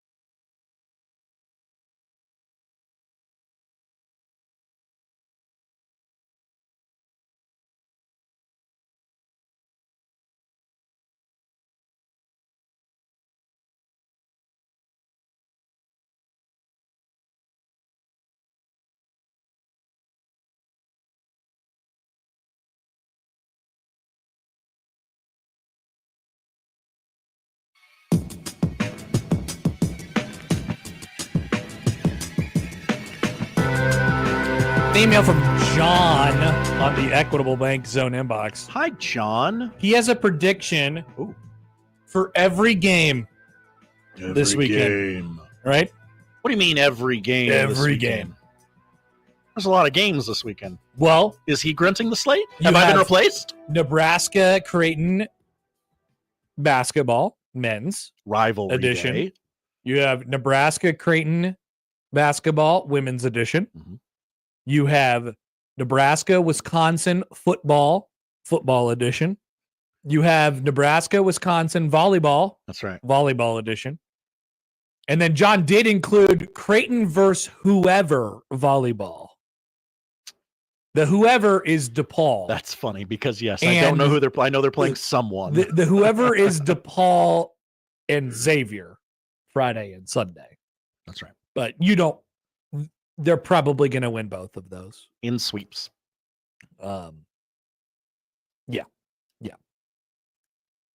So here's John's predictions. Well, let's see if I agree with them. Nebraska versus Wisconsin football. He says Wisconsin. Oh, no. We don't agree. Really? I don't know. The stability within Nebraska's program will shine. Nebraska versus Wisconsin volleyball. He says Nebraska. Damn right. Nebraska men's basketball versus Creighton men's basketball. He says Creighton. Okay. Mm-hmm. Nebraska women's basketball versus Creighton women's basketball. He says Nebraska. They are ranked 21st in the country. Yep. Might look a little different on Friday, though. That's true. Creighton versus whoever in volleyball. He says win. He just says Creighton. It's Creighton. We may not spend enough time talking about the teams in the area that actually win and too much about a team that is going to extended streak of losing seasons to 8 and a team that has never won an NCAA tournament game. Interesting. Revelation by John. We're learning a lot today. About what people care about. Yeah.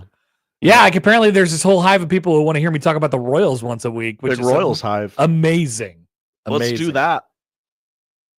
CJ says he agrees 100% with John's takes. Y'all out on this football team.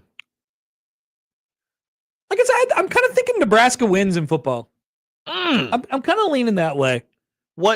What's your reasoning? Not that I agree with you. I like the cut of the offense's jib right now. Ooh. You know? I know it sucks, but you like 7 more days of time letting that marinate. I thought, and I know a lot of people were like straight up not willing to have this conversation because the production was still bad. Well, Happer, they only scored 13 points on offense. I'm aware. But I just thought I thought the operation looked surprisingly good for having a new offensive coordinator who just got there that week. So there's that. And I think the offensive coordinator is good. And I think this is a position where he could actually do this with the players that he has. You got to get that quarterback looking confident and feeling confident again. And I don't know. I felt like he took a positive step, he being young Dylon. I thought he took a positive step on Saturday. It might be marginal, but I thought he took a positive step. Right now, that's the key. That's the whole linchpin of the whole thing. You got to get Dylan back between the ears. Yeah. I don't know if that's a bunch of short, easy completions early in the game, or if the wide receivers, I don't know why he's not right between the ears. Maybe it's because he's overthinking. I don't know, but that you got to do that first quarter. And then as far as Wisconsin is concerned, I mean, Nebraska and Wisconsin were always the same this year. They were always the same. Their defenses are fine. This was inevitable. Nebraska has shown that its defense can be pretty dang good at times, although I don't trust that anymore. However, they're playing an offense that is unsure of what it is. Nebraska's offense can't say much better for itself right now. I don't know. I feel like Nebraska might be in a better spot. I picked Nebraska to lose 28-21 last week. They lost 28-20. And you didn't cover. No, I missed it by that one. I needed that 1 point, Josh, sadly. But I don't know. I kind of feel like I kind of feel like they win. Obviously, I say this with 1 on the confidence scale. Not high enough. John Texan, different John. Hi, different John. Are you and Josh doing 10 beer Wednesday? Nebraska is going to lose 6 straight to end the season. No, I'm not drunk, if that's what you're asking. I'm moderately sober. Josh is only a little bit drunk, and he's allowing me to have this take on the air. So I trust that he would stop me if he felt it was too over the top, as he usually does. I would get in before Joey GalLOLway's co-hosts got in and said, "You got to stop with that stupid ass take." At a certain point, like, he's already said the take, Mm-hmm. and so then you can't save him anymore, and so you might as well just bury him. You might as well just be like, Joey, this is bad, man. You can't believe this. You can't actually say this. I'm going to start catching crap if I don't call your take abominable. Exactly. Text from the 402 says, 402. I just want to hear you talk about Caitlin Clark once. We will get to it. Oh, by the way, it's the same John, just a different form of a method to communicate with us. Interesting. All right. Headley's saying Nebraska wins 3 to end this season. Oh. 3 in a row. And that would get them to, by my math, what? 8? Which is where a lot of people had them. 1 more than I had them. All of a sudden, your offseason hype train is not so hard to find, is it? Interesting. Dana Holgorsen signs a $1 million contract. Nebraska scores 42 points a game next year. Where are you guys at on Tony White, by the way? I've heard a lot of opinions on Tony White over the last couple of weeks. All of a sudden, the defense falls off a little bit. The people aren't digging this guy so much anymore. Maybe he's not going anywhere. Maybe it's okay that he goes somewhere. I'm actually team Tony White. Like, I think he's really good. I can't wait to see what happens going forward with some different personnel.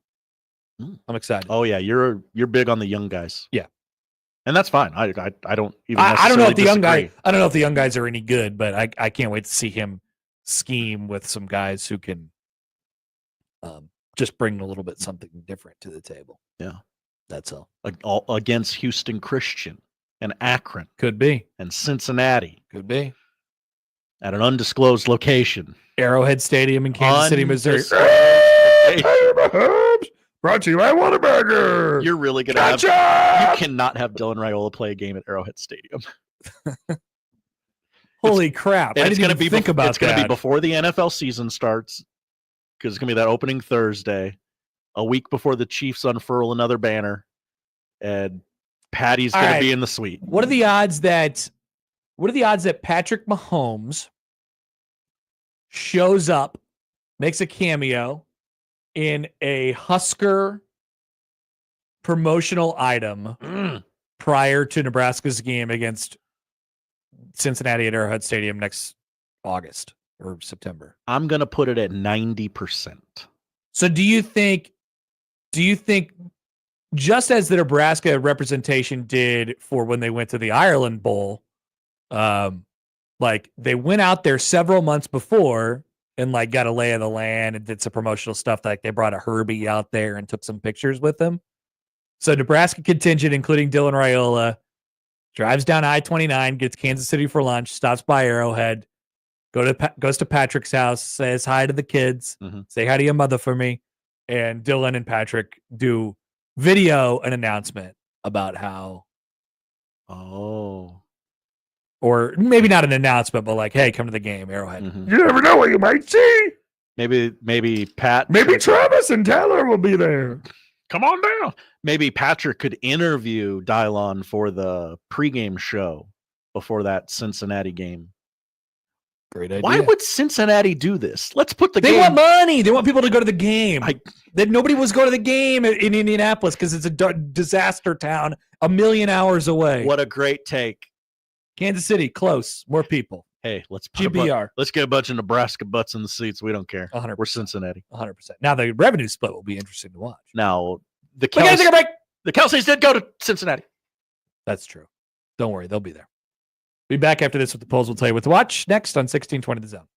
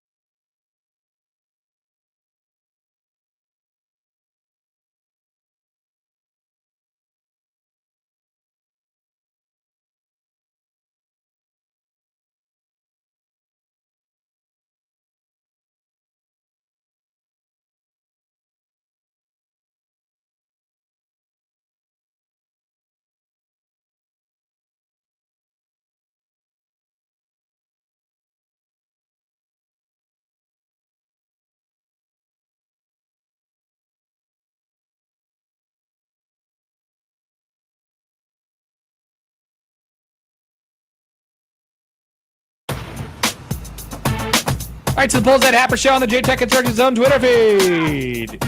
Yesterday on the crossover, we asked two questions. Are you a beer on the 80th floor kind of guy? I like to be sometimes. Yeah, I'd like to think I am. Yeah. I can look like it when I need to. Yeah. That's what I'm talking about. 59% say yes. Do people know about 1997? I think so. Yeah. 76% say yes. Okay, that makes me feel better. Is America's fascination with Jennifer Coolidge over? So it does not appear to be, Josh. She's still in everything. 73% say yes, it's over. Do you want the ability to stand while you drive? Yes. I don't think I do. I just want the ability to. 70% say no. Do you got to hit that thing better? Yeah, you got to hit that thing better. 95% say yes. Whoa, that's pretty close to unanimity. Should coaches on the staff wear numbers? I'd like somebody to try it, see how it works. 52% say no. And finally, is a surprise thank you note the best thank you note? Yes. Yeah. 80% say yes. Oh, okay, good. Surprised at that 95%. Oof. We got one. All right, Josh. Those are the polls. What are we watching tonight? We got a gray field alert. Eastern Michigan hosts Buffalo tonight on your television, 6 o'clock ESPNU. You're not watching a game in black and white. They have a gray field. Ohio is at Toledo tonight, same time, ESPN2. Men's basketball, number 25, Illinois at number 8, Alabama, 8 o'clock. Alabama! SEC Network. NBA doubleheader on ESPN, Bulls and Bucks at 6:30, followed by Knicks and Suns. So we'll have something to talk about with Jacob tomorrow. Hockey doubleheader on TNT. It is the Hurricanes and the Flyers at 6:30, followed by the Predators and the Kraken. All aboard the Crack Wagon tonight on TNT, True TV, and Max. Volleyball, just 4 regular season games left for the Huskers. One of them's tonight, number 2, Nebraska at Iowa, 6 o'clock on Big Ten Network Plus. And finally, Connor. Fred Hoiberg called out Jayskers. Oh, I don't like that. He said, you know what's funny about this game? The next day, everybody's all going to be together rooting for the red team. That's right.